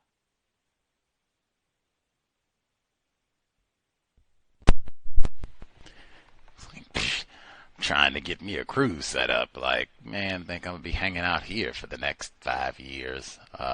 Much obliged to Bay Area mom, doing her best to help out the little ones as best she can. Wow, that moron. He's a patient with other black people.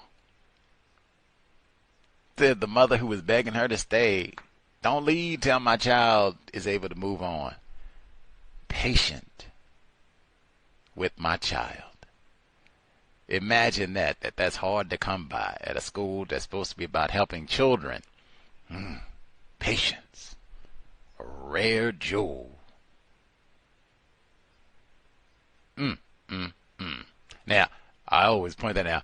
If that's how we feel about the big black people, or excuse me, the little black people, whew. Anyway, she said the Not having vacation. Lots and lots of black people in jobs like that where vacation is not even an option. She said when she had little startup folks connected to Stanford, Palo Alto, then for a brief period, vacations, get my cruise in, quality of life is feeling great. But that's not intended for black people. You're not supposed to be taking a cruise and vacation. You're supposed to be here every day. Never get a vacation. Like, that mother's not even supposed to worry. Like, what do you mean? She gonna leave? Where is she going? You don't get vacation. She'll be here forever until she dies. System of white supremacy. Vacations are for white people, apparently. I keep pointing that out. They have so many people there who have so many degrees, spend all this time, money, obtaining all of these, really fancy diplomas and such, Cal Berkeley and USC, Cal Davidson, University of San Francisco, Bill Russell, all of that. And they just are as lazy and worthless when it comes to, can you at least figure out some plans for how do we help these children?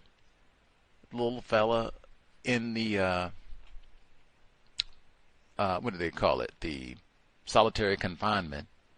And they said, well, that's his office. That's the behavior plan. We put him in solitary confinement, call it his office, and like, man, really? That's the best that we can, just to see that over and over again, like the shiftlessness, the total lack of investment in these non-white children's lives. The patience, just nothing, bare minimum. Hey, man, my birthday was this past spring. It's almost autumn. Can I get a 7 now? Because I'm not 6 no more. Uppity Leroy, isn't he? Like, man. Let's see. Even as minimal as she said, little fella, he doesn't want to do his work, and said, I guess they don't have enough solitary confinement rooms because they could have just dumped him back there too. But the little fella, I don't want to do my work. I'm not going to do it. Nah. And she says, Barry, mom says, well, I guess I'll just call your mother. Let her know you kind of having a tough day. Whoa, I'm getting rid of, let's get to it. Come on now.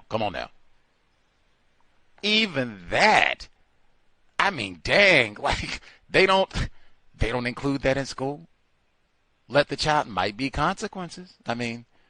Leroy, you're not gonna do no work. You just go, well, might have to let your mother know that you ain't got to call no names. We don't have to do no corporal punishment. Nothing. Might have to let your mother know. Oh my, I'm gonna get to it. Yes, I'm sorry. I'm gonna get to work right now. What I need to do, I'm gonna do it right now. That's all it took. That was such an amazing bit of educational genius that all these white people with all their schooling and education, they just could not think. We could threaten to tell his mother. Nah, that's great. We'll do all that. We'll wait till the solitary confinement room opens up. We'll just dump him back there. One more. Hey, when you play around with sex,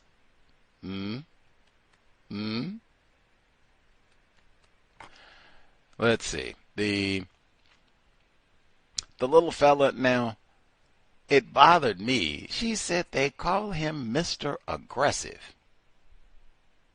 That's like the little fella, they put him in the solitary confinement. That's his office. What? Like he goes to work and checks in. He has a shoe rack here and place to hang his coat. What?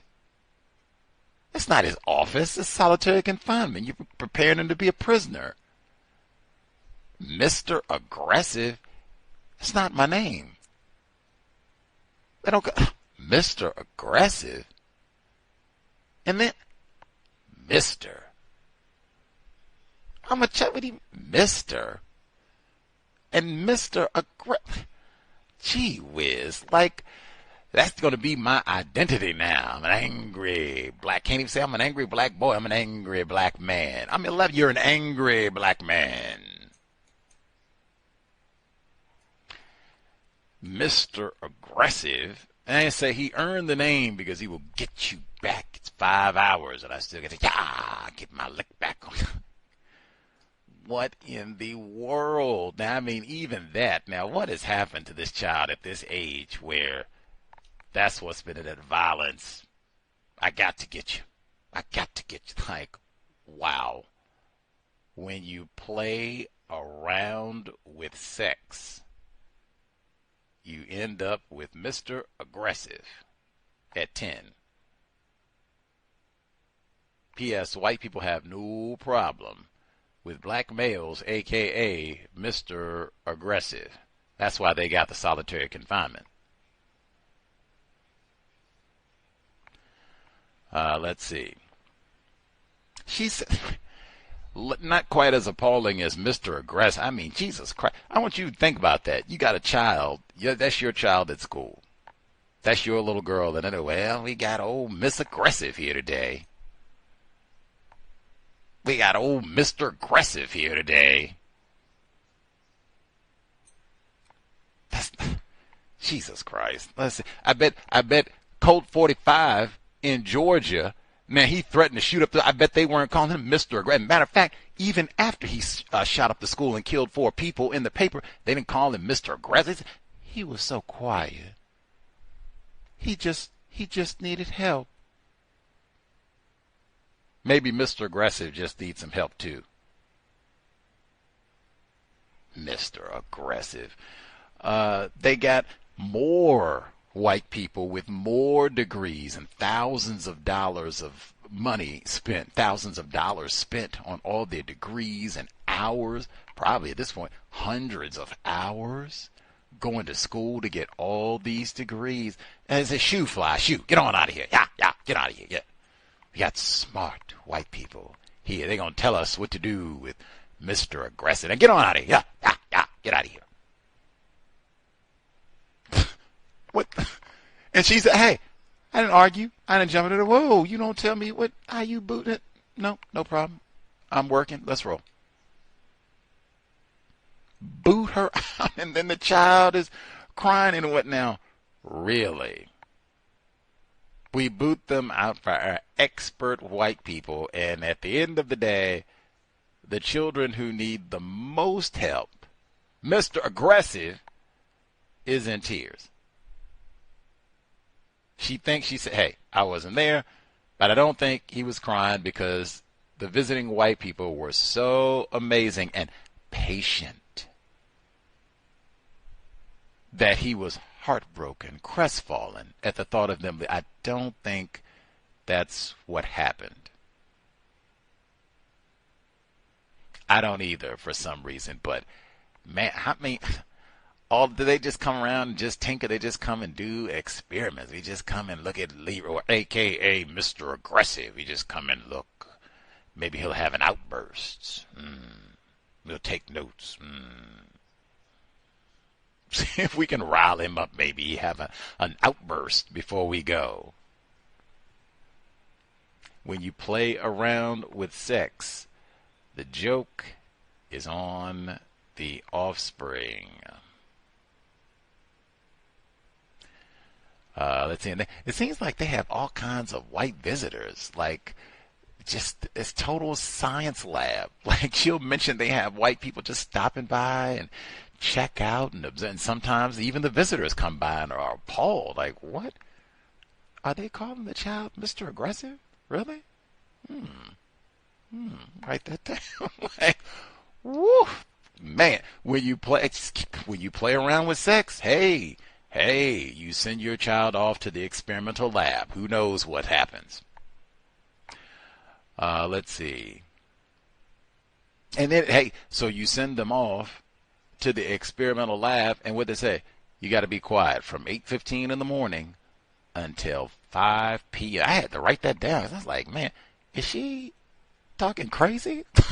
She ain't lying to it. Like, what? Wait a minute. 8:15 to 5 p.m. Like, whoa, whoa, whoa. What do you mean coming? Are we in prison? Man, if that's what it is, then cut all of you. Don't be, messing with this. Is not a school. You got solitary confinement. Hey, shut up. You say your number and you shut up. Don't say a word. Ain't no talking, ain't no communication, ain't no learning. You missed all those chances, Leroy. Mr. Aggressive. You sit down. We'll let you know when we have chow time. We get in line. We go quietly. We're going to go in single file line. Other than that, you mess up solitary confinement, Leroy. Man, if that's what it is, just, don't lie to us. Just, that's what it is. But dang. And even in prison, you do get to talk. They don't tell you to shut up from the time you get up. We do our check-in. You get to talk a little bit. You even get to use the phone sometimes. What in the world? I'm 10. I can't talk. We can't say nothing. Man. I see why we just gonna have lots. And then Mr. Gray, he just wants to chat and chat. You didn't come to school to talk. This is not time for you to shh. Mr. Gray just running off. Like, woo, man. And then privileged black male. That was another one. I said, what? She said, we got strapping Leroy in the room. And I said, we don't really have nothing for strapping Leroy to do. Let's see. Strapping Leroy, grab that heavy box and move that over there. Strapping Leroy. Thank you, Leroy. Like, what? How is that your job as a teeth? Like, what? What? Man, what sort of modeling is that now? We got big strapping Leroy, and he doesn't do nothing. You don't do no teaching, no educating, no counseling, nothing. He moves heavy boxes. White people tell him to go stand. Woo! Black male privilege.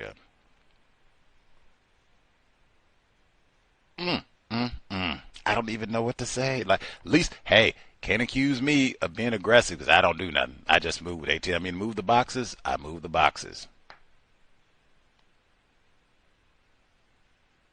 Wow. I'm mortified anew each week, man. When you play around with sex, even observing that, like, why would I be motivated? I'm a black male, and I look around like, Jesus Christ, look at the way they treat the black staff. He just gets to move boxes and go sit in the corner, and they tell him, shut up. That's what they tell us. Go sit in the corner and be quiet. Oh, man. Horrendous through and through. Much obliged, Bay Area mom. And then we see that smart white people come in and we don't even want them to be around. Get on out of here.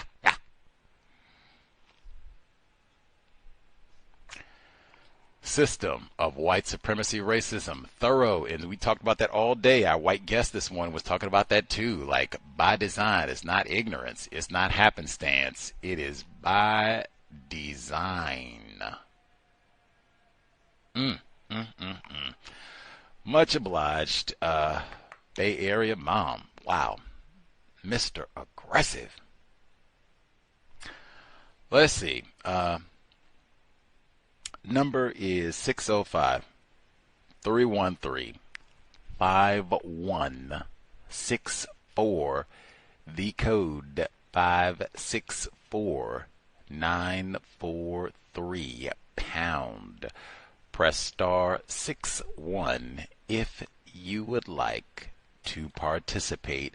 The email untiljustice@gmail.com. untiljustice@gmail.com. Email number 1. Get some of those in as well. Let's see. Our female caller wrote in. She says, "Hi Gus, I reported that Shauna messaged me in the team chat to only answer the specific questions she asked me, basically telling me to shut up in front of other colleagues. I was trying to ensure she could effectively respond to questions from senior managers about the proposal ideas I put forward. They were rejected because she couldn't explain what they were about or aiming to achieve. I've been working on a strategy paper for senior managers which will explain things. Harry returned from holiday last week, and Shauna messaged me for a draft. The date agreed was mid to late September, as it was to follow another paper that Zoe is writing. So I asked Shauna to clarify the timelines. She confirmed it was due September and said that Harry will want to see something soon. I was already working on my paper, but suspected Shauna wanted it so she could present my ideas as her own, so I told her I hadn't started writing it yet. I was right to suspect her. Harry sent an email to us all asking for a meeting to discuss Zoe's paper, as he had comments. He also wanted to discuss the paper I was working on. A few days had passed, but I didn't see a meeting invite, so I suspected something underhanded was happening. See, so much of that underhanded activity in the workplace. I had my one-to-one with Shauna. She let me know that the meeting happened, past tense. Shauna, Zoe, and right-wing Ashley met with Harry. Shauna excluded me from the meeting. She wasn't told to exclude me. It was her doing. Even pause on that one. Not that that's funny. Forgive the snicker. Yes. Yeah. We talked about that this morning as well, how non-white people are skillfully used by racists to uphold the system, even though she did tell us explicitly, hey, we don't think anyone explicitly told Shauna to do this. Continues.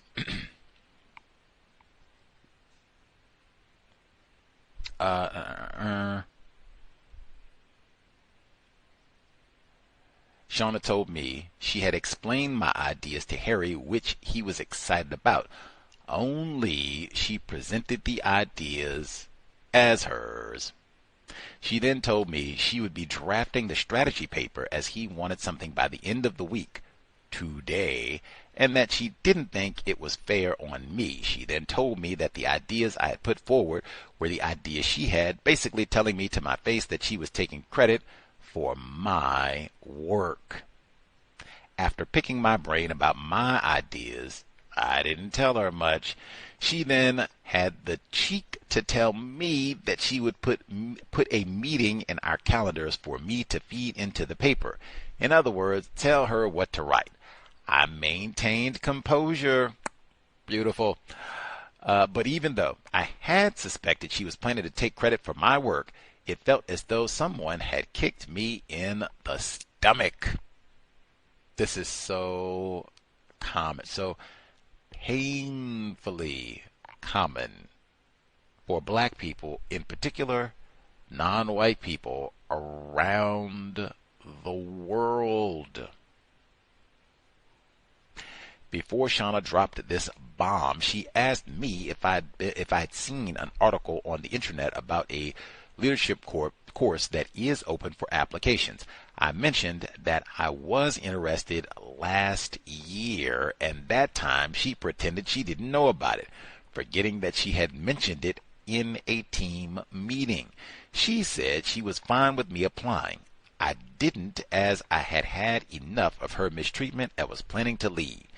Now, after more mistreatment, including giving me an inappropriate write-up at my recent performance appraisal, which she still has not corrected, and telling me she has no recommendations for my learning and development, she's all of a sudden keen for me to apply.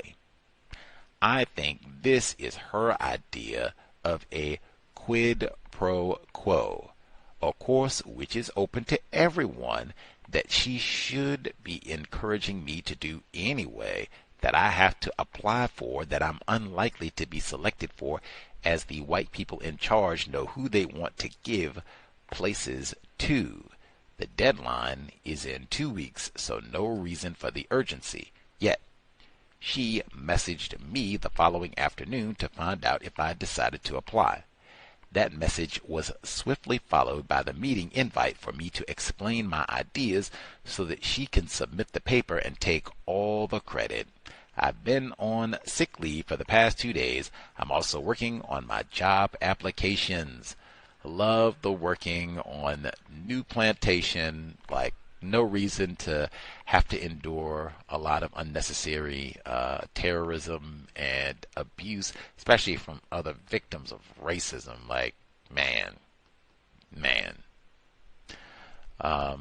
That is all of that is just is so frustrating, especially I'm going to steal credit for all of your hard work and then try and make it seem, hey, look here, black sister, I got your back. Look here, they got this here training program.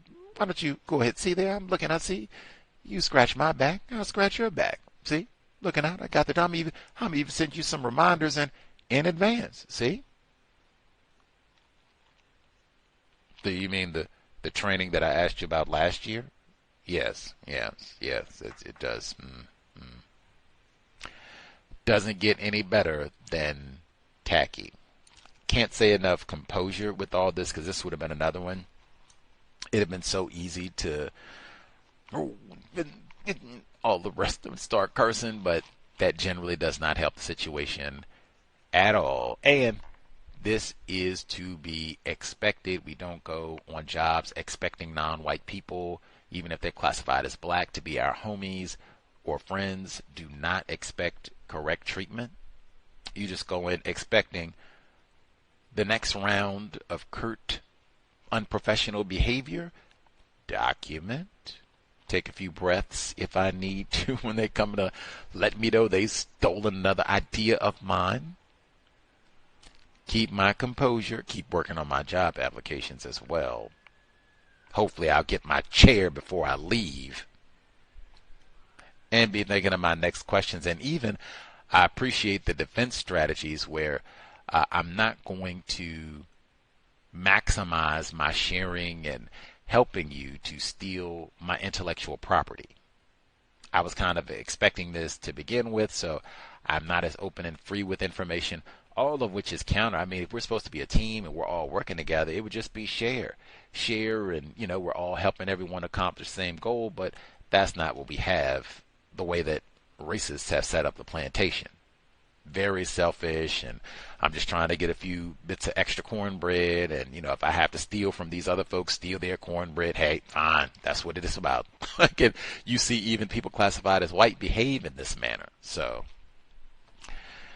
tacky all the way. Much obliged. The email again, untiljustice@gmail.com, untiljustice@gmail.com.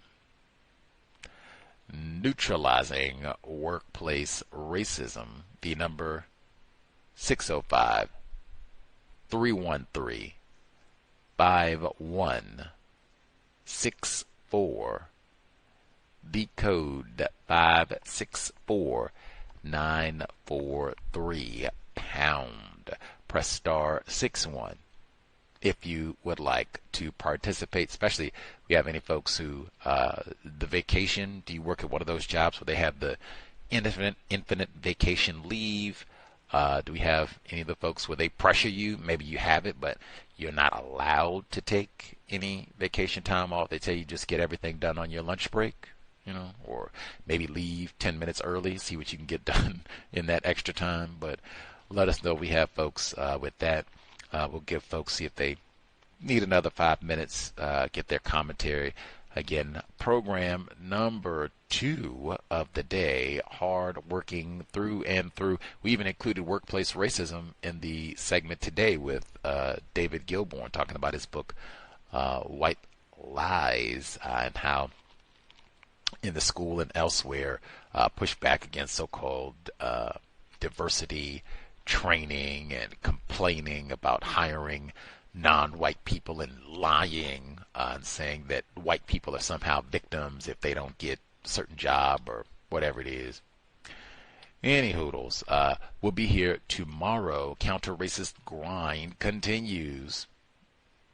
8 p.m. Eastern, 5 p.m. Pacific. Compensatory call-in, catch up on what's gone down over the past week or so on the plantation. Normal time, 8 p.m. Eastern, 5 p.m. Pacific. We will certainly have something to say about the school shooting. I don't even know. I know we have a lot of educators. If that came up or not, that's such a common occurrence. But man, it's right at the beginning of the school year. If anything, that would be a reminder. Safety policy, training, all of that. What are we supposed to do? What are the signs that we should look for? Could be trouble, student having mental health issues, so they say, white person talking about shooting up the school, all of that for educators and parents, students. Great time to review all of that.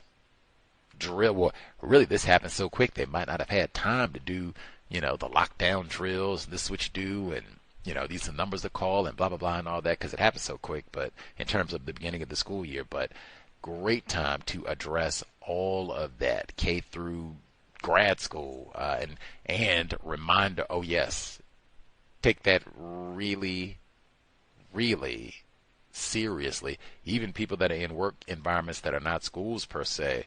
The gun violence is so ubiquitous. They had another shooting today. Take that serious. Do we need a refresher? Do we know where the emergency exits are and what you're supposed to do and all the rest of it? And even when was the last time we had a refresher about what to do under these sorts of traumatic situations that can happen really quick?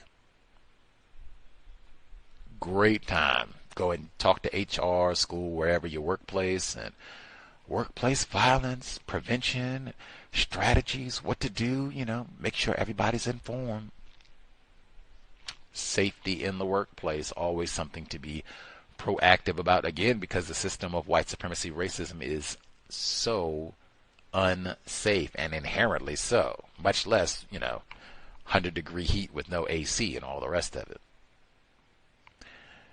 Any hoodles, let's see.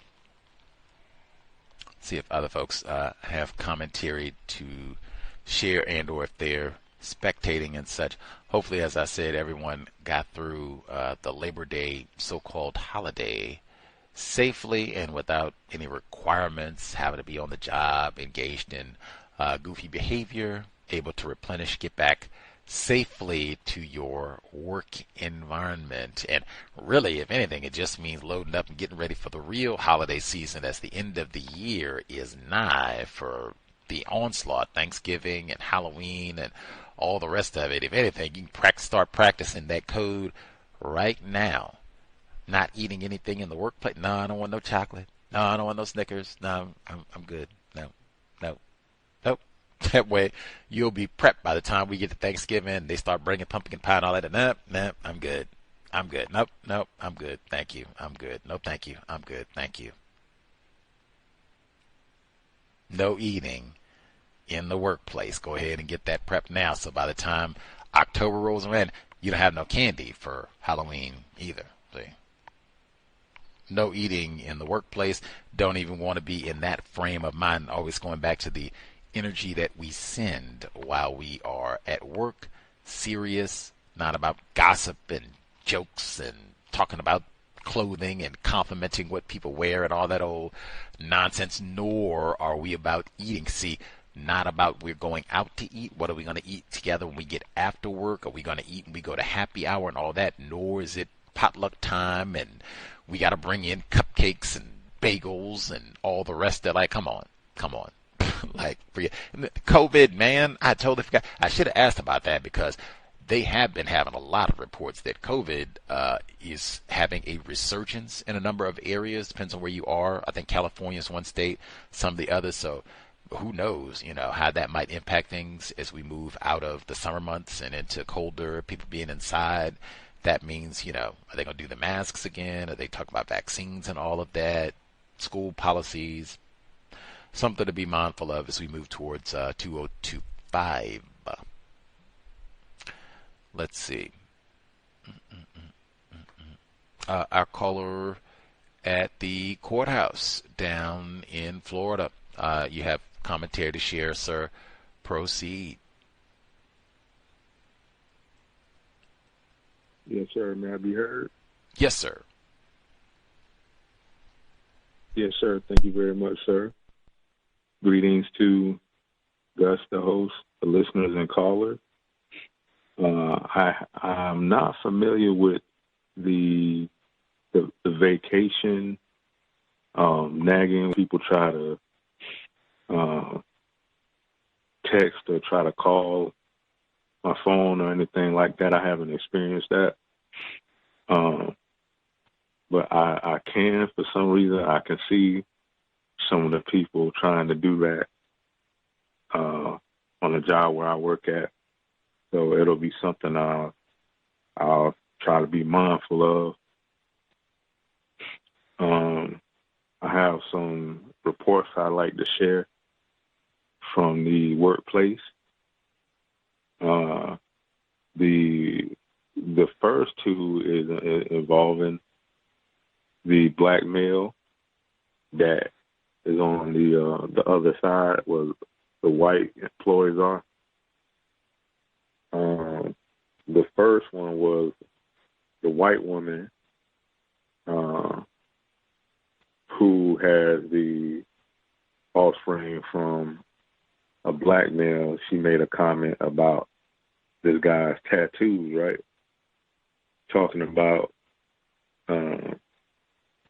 that he looks like a stereotype, saying this to a victim, that she said this to a black female, saying that such and such, I told him he looks like a stereotype, and he didn't want to listen to me, and I tried to tell him or something like that, but her and a lot of these white chicks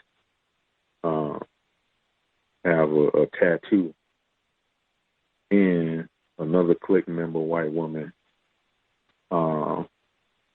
was flexing that she had a tattoo all on her thigh and everything, but I don't recall her saying that they look like a so-called stereotype.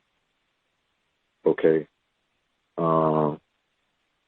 And another observation was when the black male was trying to get a coworker to look over a passport application. He was sitting down in a chair, just sitting down in a chair, and the black female manager in the area, she walked by and said, "Well, you need to get some sleep. You need to get some rest that night." And he wasn't even like nodding off or anything. He was just sitting waiting for an application. And he said, "What are you talking about? I do get my sleep." And then the white person jumped in and started saying things about him going to sleep. There was another update where I think this was a white man who was at City Hall or threw a rock or a stone through the window, was talking about how they're hiring too many minorities. Okay. I still got to look up the person's name, but it was a couple of months ago where this person did this, but apparently I think they caught this person, whoever he is, but I think that was his motive for it. my next observation was another white woman was discussing a trial that she was going to be a part of this week, where I guess it was about something called a slip and fall, like a lawsuit up in the courts upstairs. And the white man, it was a white man, like a bailiff, you know, a race soldier. He asked the white woman, "Oh, well, I never heard of a Majestic Oaks. I'm gonna just say where it is, like a neighborhood. So, where's that at? Where's Majestic Oaks?" And this white woman said, "It's the hood." That was her response, right? Now, she also has used the term hobby or something like that to refer to a non-white person, okay? And I know I remember looking the term up, and I think it's a word that she was using to refer to someone, I guess, who called Indian, I think. So I wanted to share that. And I had one more I'd like to share. The white woman, she also was being, like, I guess, trying to use like these compliments again, where the person with the blonde hair and everything like that, she's whistling at her and doing these odd things that I'm like, wait a minute, if I or somebody else was doing that, whistling and saying that this person is hot, this inappropriate thing, I know I'd be in the HR area in the back.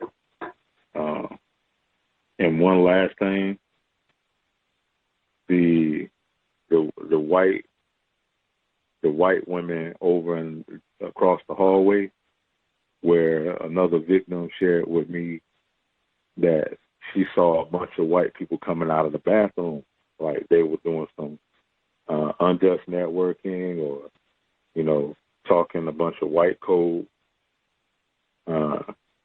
And it's starting to happen more now that you got some more black people at the front counter, like how I shared recently, where some white people, they kind of hesitate, you know, and they want to look for the one white person at the counter, and this white person is getting jealous of the new black person catching on, learning things, but yet she has it easy.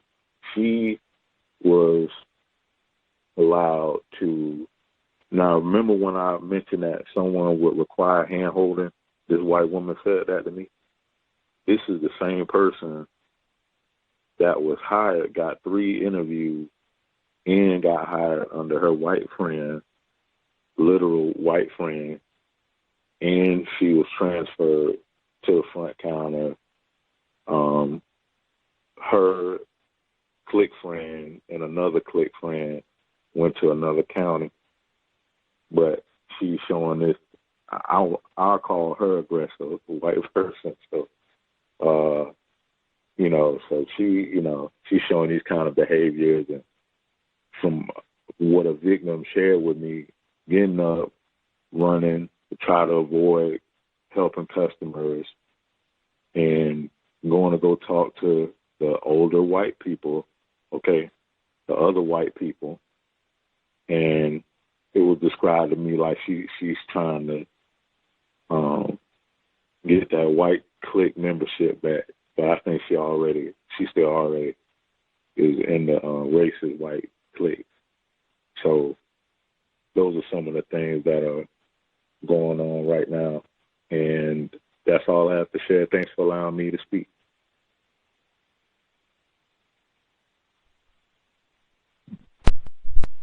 Wow, just wow. Jealous of the new black person is catching on and learning things. Like, dang, that's man. Now I have said right for years, hey, you get in these workplace environments, you can't think I'm a competent black person. And Fuller said that. I point that out all the time because he said, man, I used to be confused. He said, I think a lot of black people are confused about racism. I used to be in this way too. I thought if we went on jobs and performed like this new hire, show up on time, not smoking reefer, dressed professionally, all the rest of it, speaking not all that slang and what the rest of it, talking appropriate manner, say, oh wow, Lakeisha and Leroy, I thought they were a little ignorant, lame, niggerish, but they're not so bad. They came in and, oh, look at this. She learned everything and figured it out. I didn't have to tell her 50 times. Hey, I know some lame white people. We got that white woman need all that hand holding. Lakeisha didn't even need all that. I just told her one time and boop, she picked it right on up. She's a quick learner and man, these colored folks aren't too bad. She doesn't smell bad or anything. Like, wow. I'm a rethink these black people. Maybe I've been. No, it's not that at all. It's look at old Lakeisha showing up on time. Look at that. She gonna spell. She even knows how to type. Oh, I hate her. I hate Lakeisha. What can we do to mess things up? Like, what is that? Why are you jealous of Lakeisha? Is she, driving a Bentley? She got a brand new Tesla? Why are you jealous because she came in and is working hard, getting things done? What does it mean to be white? So it almost sounds like if the new hire black person, if she had been lame and incompetent, didn't know how to spell, couldn't type correctly, it sounded like I'd have been, hey, that's the way I think of niggers. Y'all supposed to be incompetent. She'd have been happy.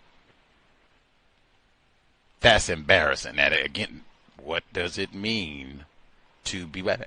We're supposed to be working together. Why would I be happy about having someone incompetent that I work next to? That's going to make my job harder, right? What does it mean to be white? Just keep saying that over and over. Jealous. Lord have mercy. Let's see. And then now we start. He said, and I think this is a black female. He said she came around, saw the privileged black male. Said, man, you need to get some rest when you go home, coming to work and sleeping and all that. It's embarrassing. I said, I'm sorry, I do. Nah, I don't want to hear all that, Leroy, coming in here. And he said, the white woman, that's right, I seen it. He was nodding off. He was drowsy. I seen you just like you got narcolepsy. Hey, what? What? What? I'm such a big advocate, really, for everybody, especially once you realize, like, oh, yes, these are not my homies. We just got, race soldiers and or anti-black victims. He's like, he mentions that a whole bunch. Like, he can correct me if I, haven't been listening right, but he's like, he tells us all the time, it'll be black people being nasty and rude to he and or nasty and rude to other black people who work there. So Fuller said you cannot have an expectation of courtesy and correct behavior, right? So once that's established, you get to work early, you do your breathing exercises, you meditate a little bit, take some deep breaths.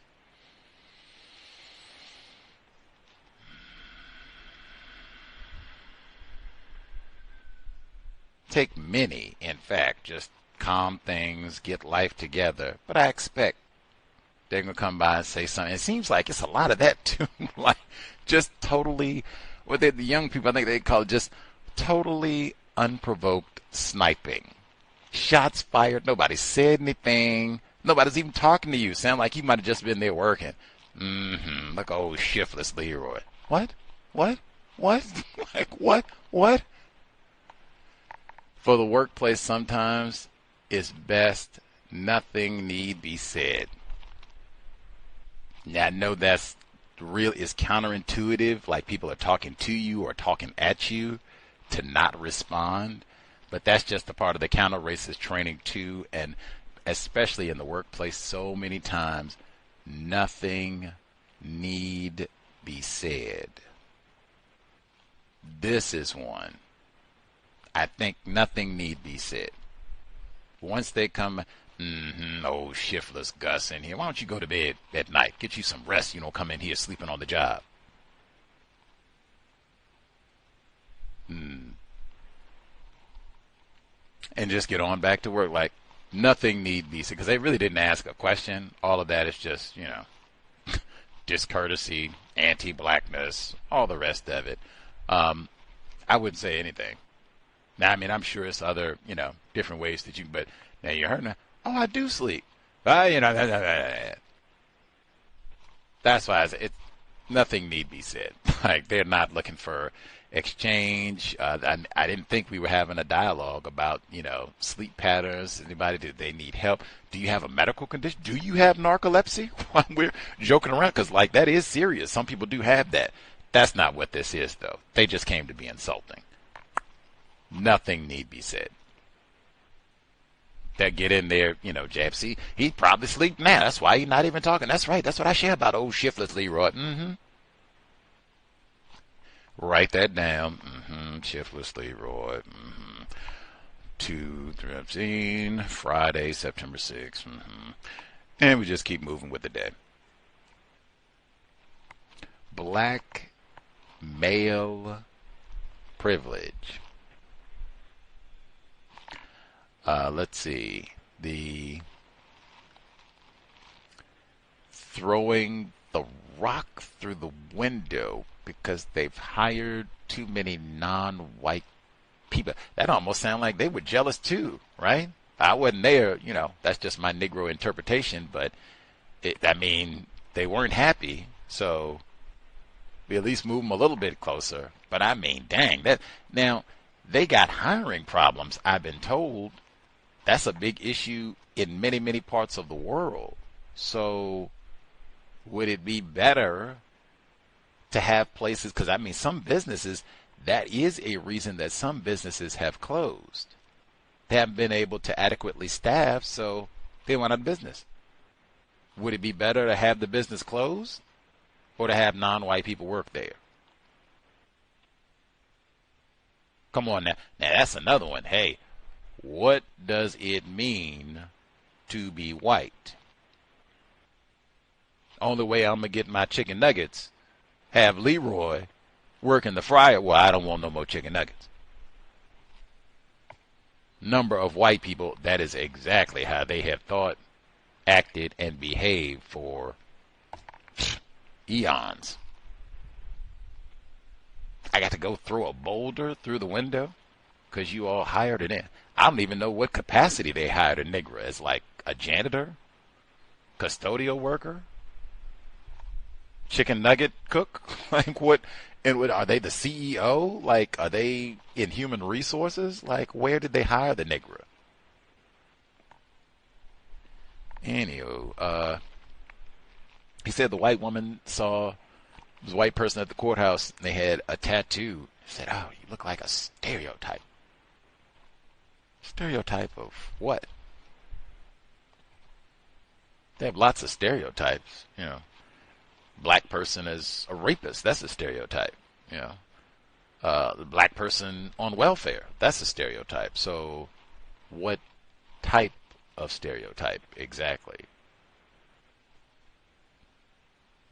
That would have been, I'd have been curious. I'd write that one down and just, what exactly?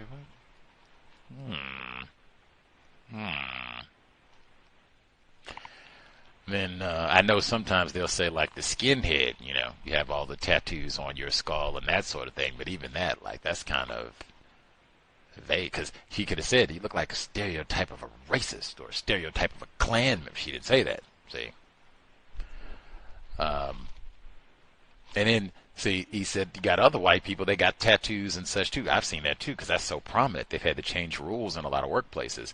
That's what what do you mean Exactly, because I see lots of people that have tattoos. So stereotype of what? Let's see. He said they got the talk, and they said, well, it's over in Majestic Oaks. I said, oh, okay. What's Majestic Oaks? I said, the hood.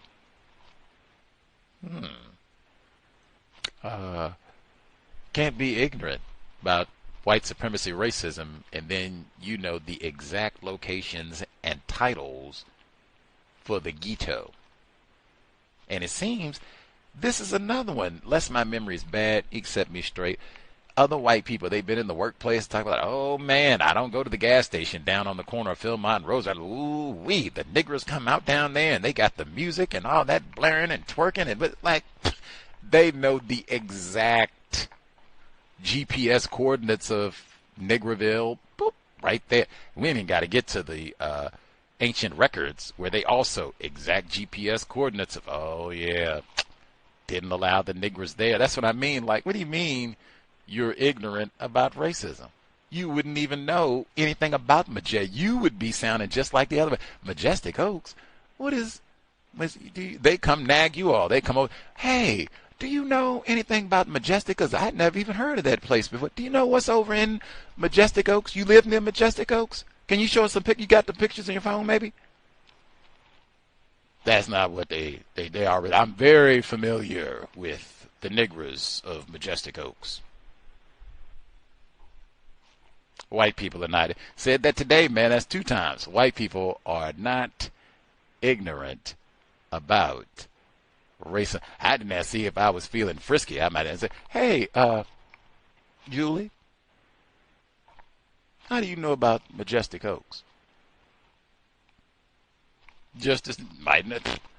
Got friends in law enforcement. They give me all the details. Oh, got it. Okay.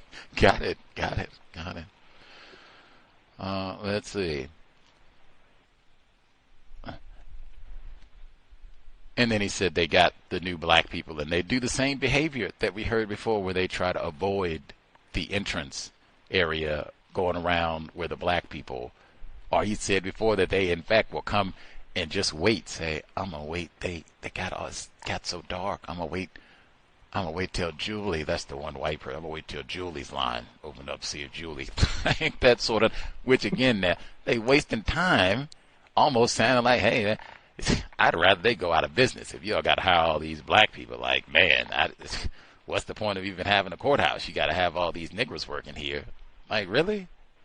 Really? I thought you just wanted to get your document signed. It's not even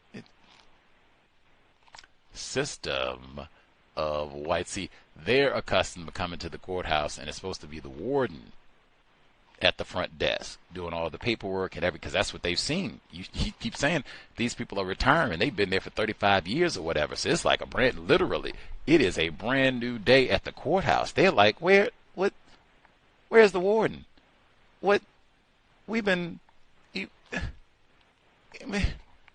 Now we got Nick. It's only one person at the window. I can't. Man. Man, white genetic annihilation. Wait till now, if that is even a part of what some of that is and why they're disgruntled now, they being white people when they come in now, imagine it starts to spill past the colored section. They have to start hiring more black people, non-white people. Might have to even be judges at some point. Uh-oh. And we talked about this morning, man. Program 2 of 2, and this was in the UK. What were they rioting about? All these dark people coming over here. Ooh. Got to burn somebody down. Man, they had a clock and everything. That was in the book. They were counting down to when non-white people will take over the population of this area of the world. Like it was a doomsday clock or something.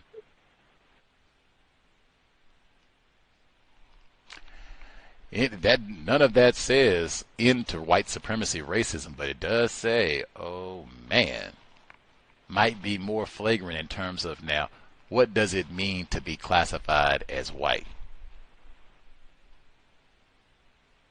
Have to get serious about solving this problem, and more people might hear that sort of gripe. If that's, in any way what all that is related to, you got more and more non-white people taking over these jobs where it's been people that have been the warden, a white woman, been having this job, and those folks thought the silver suit, not them stepping down, retiring, all the rest of it. Now we got to have more dark people coming in, working some of these jobs. Be listening out. Do you hear white people complaining about that on your job? Even do you see that sort of replacement taking place? White people getting older, aging out, retiring, non-white people having to come and get these jobs. Are you seeing that? Is that happening in your work environment? Let us know. That is what Dr. Welsing said, white genetic annihilation. Wow. I even had to ponder on that one. They said they had to go and do some property damage because they've been hiring too many niggers. Wow. That is, man, would you rather the business close? Like, I don't even know what to say. I mean, depending on what, so if this was the bank, would you rather the branch close or hire niggers? Make a decision. And then I'd be like, just let me know what the decision. You want the branch to close or hire niggers?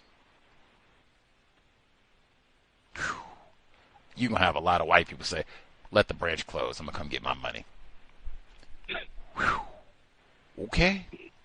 You want the police department to close or don't hire niggers? Go get my gun permit. Go ahead and let the department close.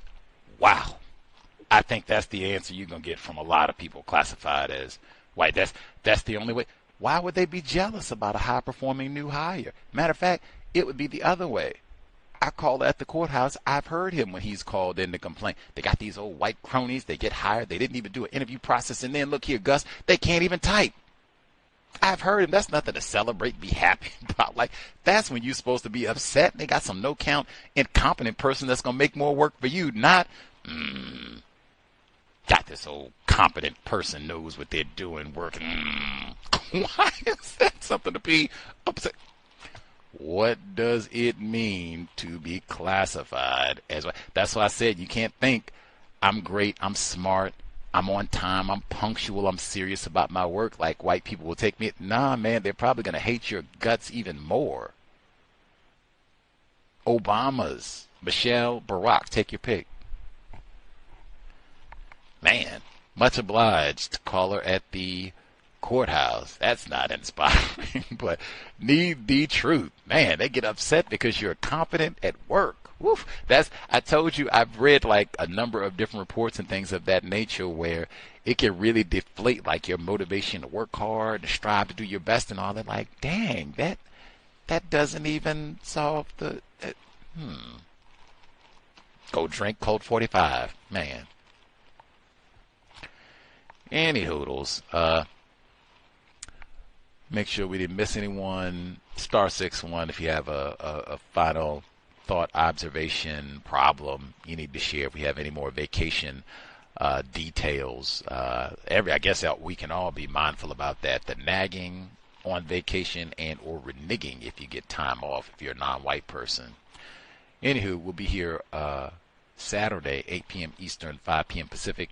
Compensatory call-in. We review Colt 45, a.k.a. Colt Gray down in Georgia, the most recent school shooter at 14 years of age. We'll review that and then other details transpired over the past 7 days on the global plantation.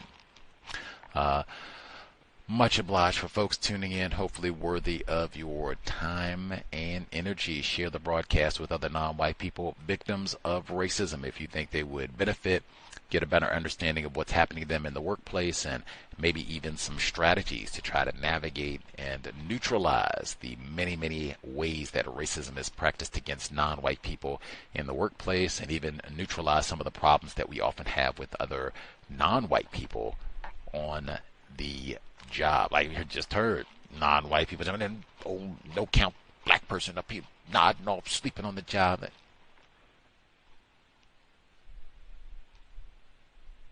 Nothing need be said. Write that down. Let's see.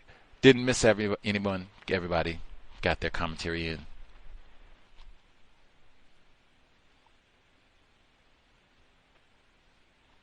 Bravo. Again, we will be here tomorrow, 8 p.m. Eastern, 5 p.m. Pacific, Saturday compensatory call in. Hopefully, folks, guess stand hydrated because it is still kind of hot in some places. So stay hydrated, stay in the shade, and stay constructive. And for sure, sobriety would be best. We need well-functioning brain computers to solve the problem, the global system of white supremacy, racism. Creator, we ask that you help us remain patient with other black people, victims of white supremacy. We ask that you help us remain patient with ourselves. Remind us to demonstrate the highest levels of black self-respect at all times, in all places, each and every time we are in contact with another black person. It has been time. Replace white supremacy with justice immediately. Invest in the cows if you think it is constructive. Hit the blog racism-notes.blogspot.com. No name calling black people. No throwaway offspring. Cows signing out. Thanks all for tuning in. Nigga, you so brainwashed. I'm a victim, brother. No problem. You're a victim. Man, I'm a victim of 400 years of conditioning. Shut up. The man has programmed my conditioning. Even my conditioning has been conditioned.